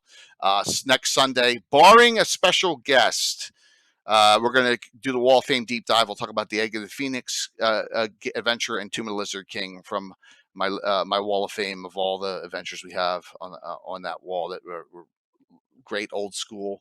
And then coming up at the end of the month, so Matt Ryan of Chaosium will be game mastering a Call of Cthulhu game on a Friday night for Zach Glazer, from Frog God, myself, Anna, and Alyssa Faden. So that'll be on a Sunday night coming up. We'll actually be doing some Cthulhu on the channel on a Friday. And we'll probably all die in that. So yeah, I haven't played Cthulhu in 40 years. So yeah, so I played it in Alyssa's game at Gary Con, and that was the first time I played it, and this will be the second. But how can you say no to Matt Ryan? I mean, my gosh, what a wonderful person. So that's what's going on here. Let's do the giveaways, everyone. Let me flip this back here. I didn't hit many wrong buttons tonight, which is really crazy. Not that many. No. Last call. First one, you will get the Castle Keeper Guide hardback plus the digital plus shipping for the first winner. Okay. If you do have a Castle Keeper Guide and you win, just let me know. We'll work something out. And then I have 3 digital copies after that. So we got 4 to go. 4 giveaways fully, and then we'll raid into our partner Darling, because Darling is just joined the Greyhawk Creative Stream team, and you're in, Mandy. I saw it, and we had a lot of people. Thank you for a wonderful audience. We've been over 100 for a while tonight. On a night where it's really appreciated. On a night where you've got so much going on with Gen Con rolling down, we have a lot of people who normally watch, and a lot of other streamers who may raid in. They're off, so. Thank you for everything. I really appreciate the support, and thank you, all 3 of you, for such wonderful insights into your games and discussion points. I really appreciate you all coming here tonight. I mean, because let's keep the community growing. Please reach out to myself and, of course, anyone else in the community. The Greyhawk community is growing still.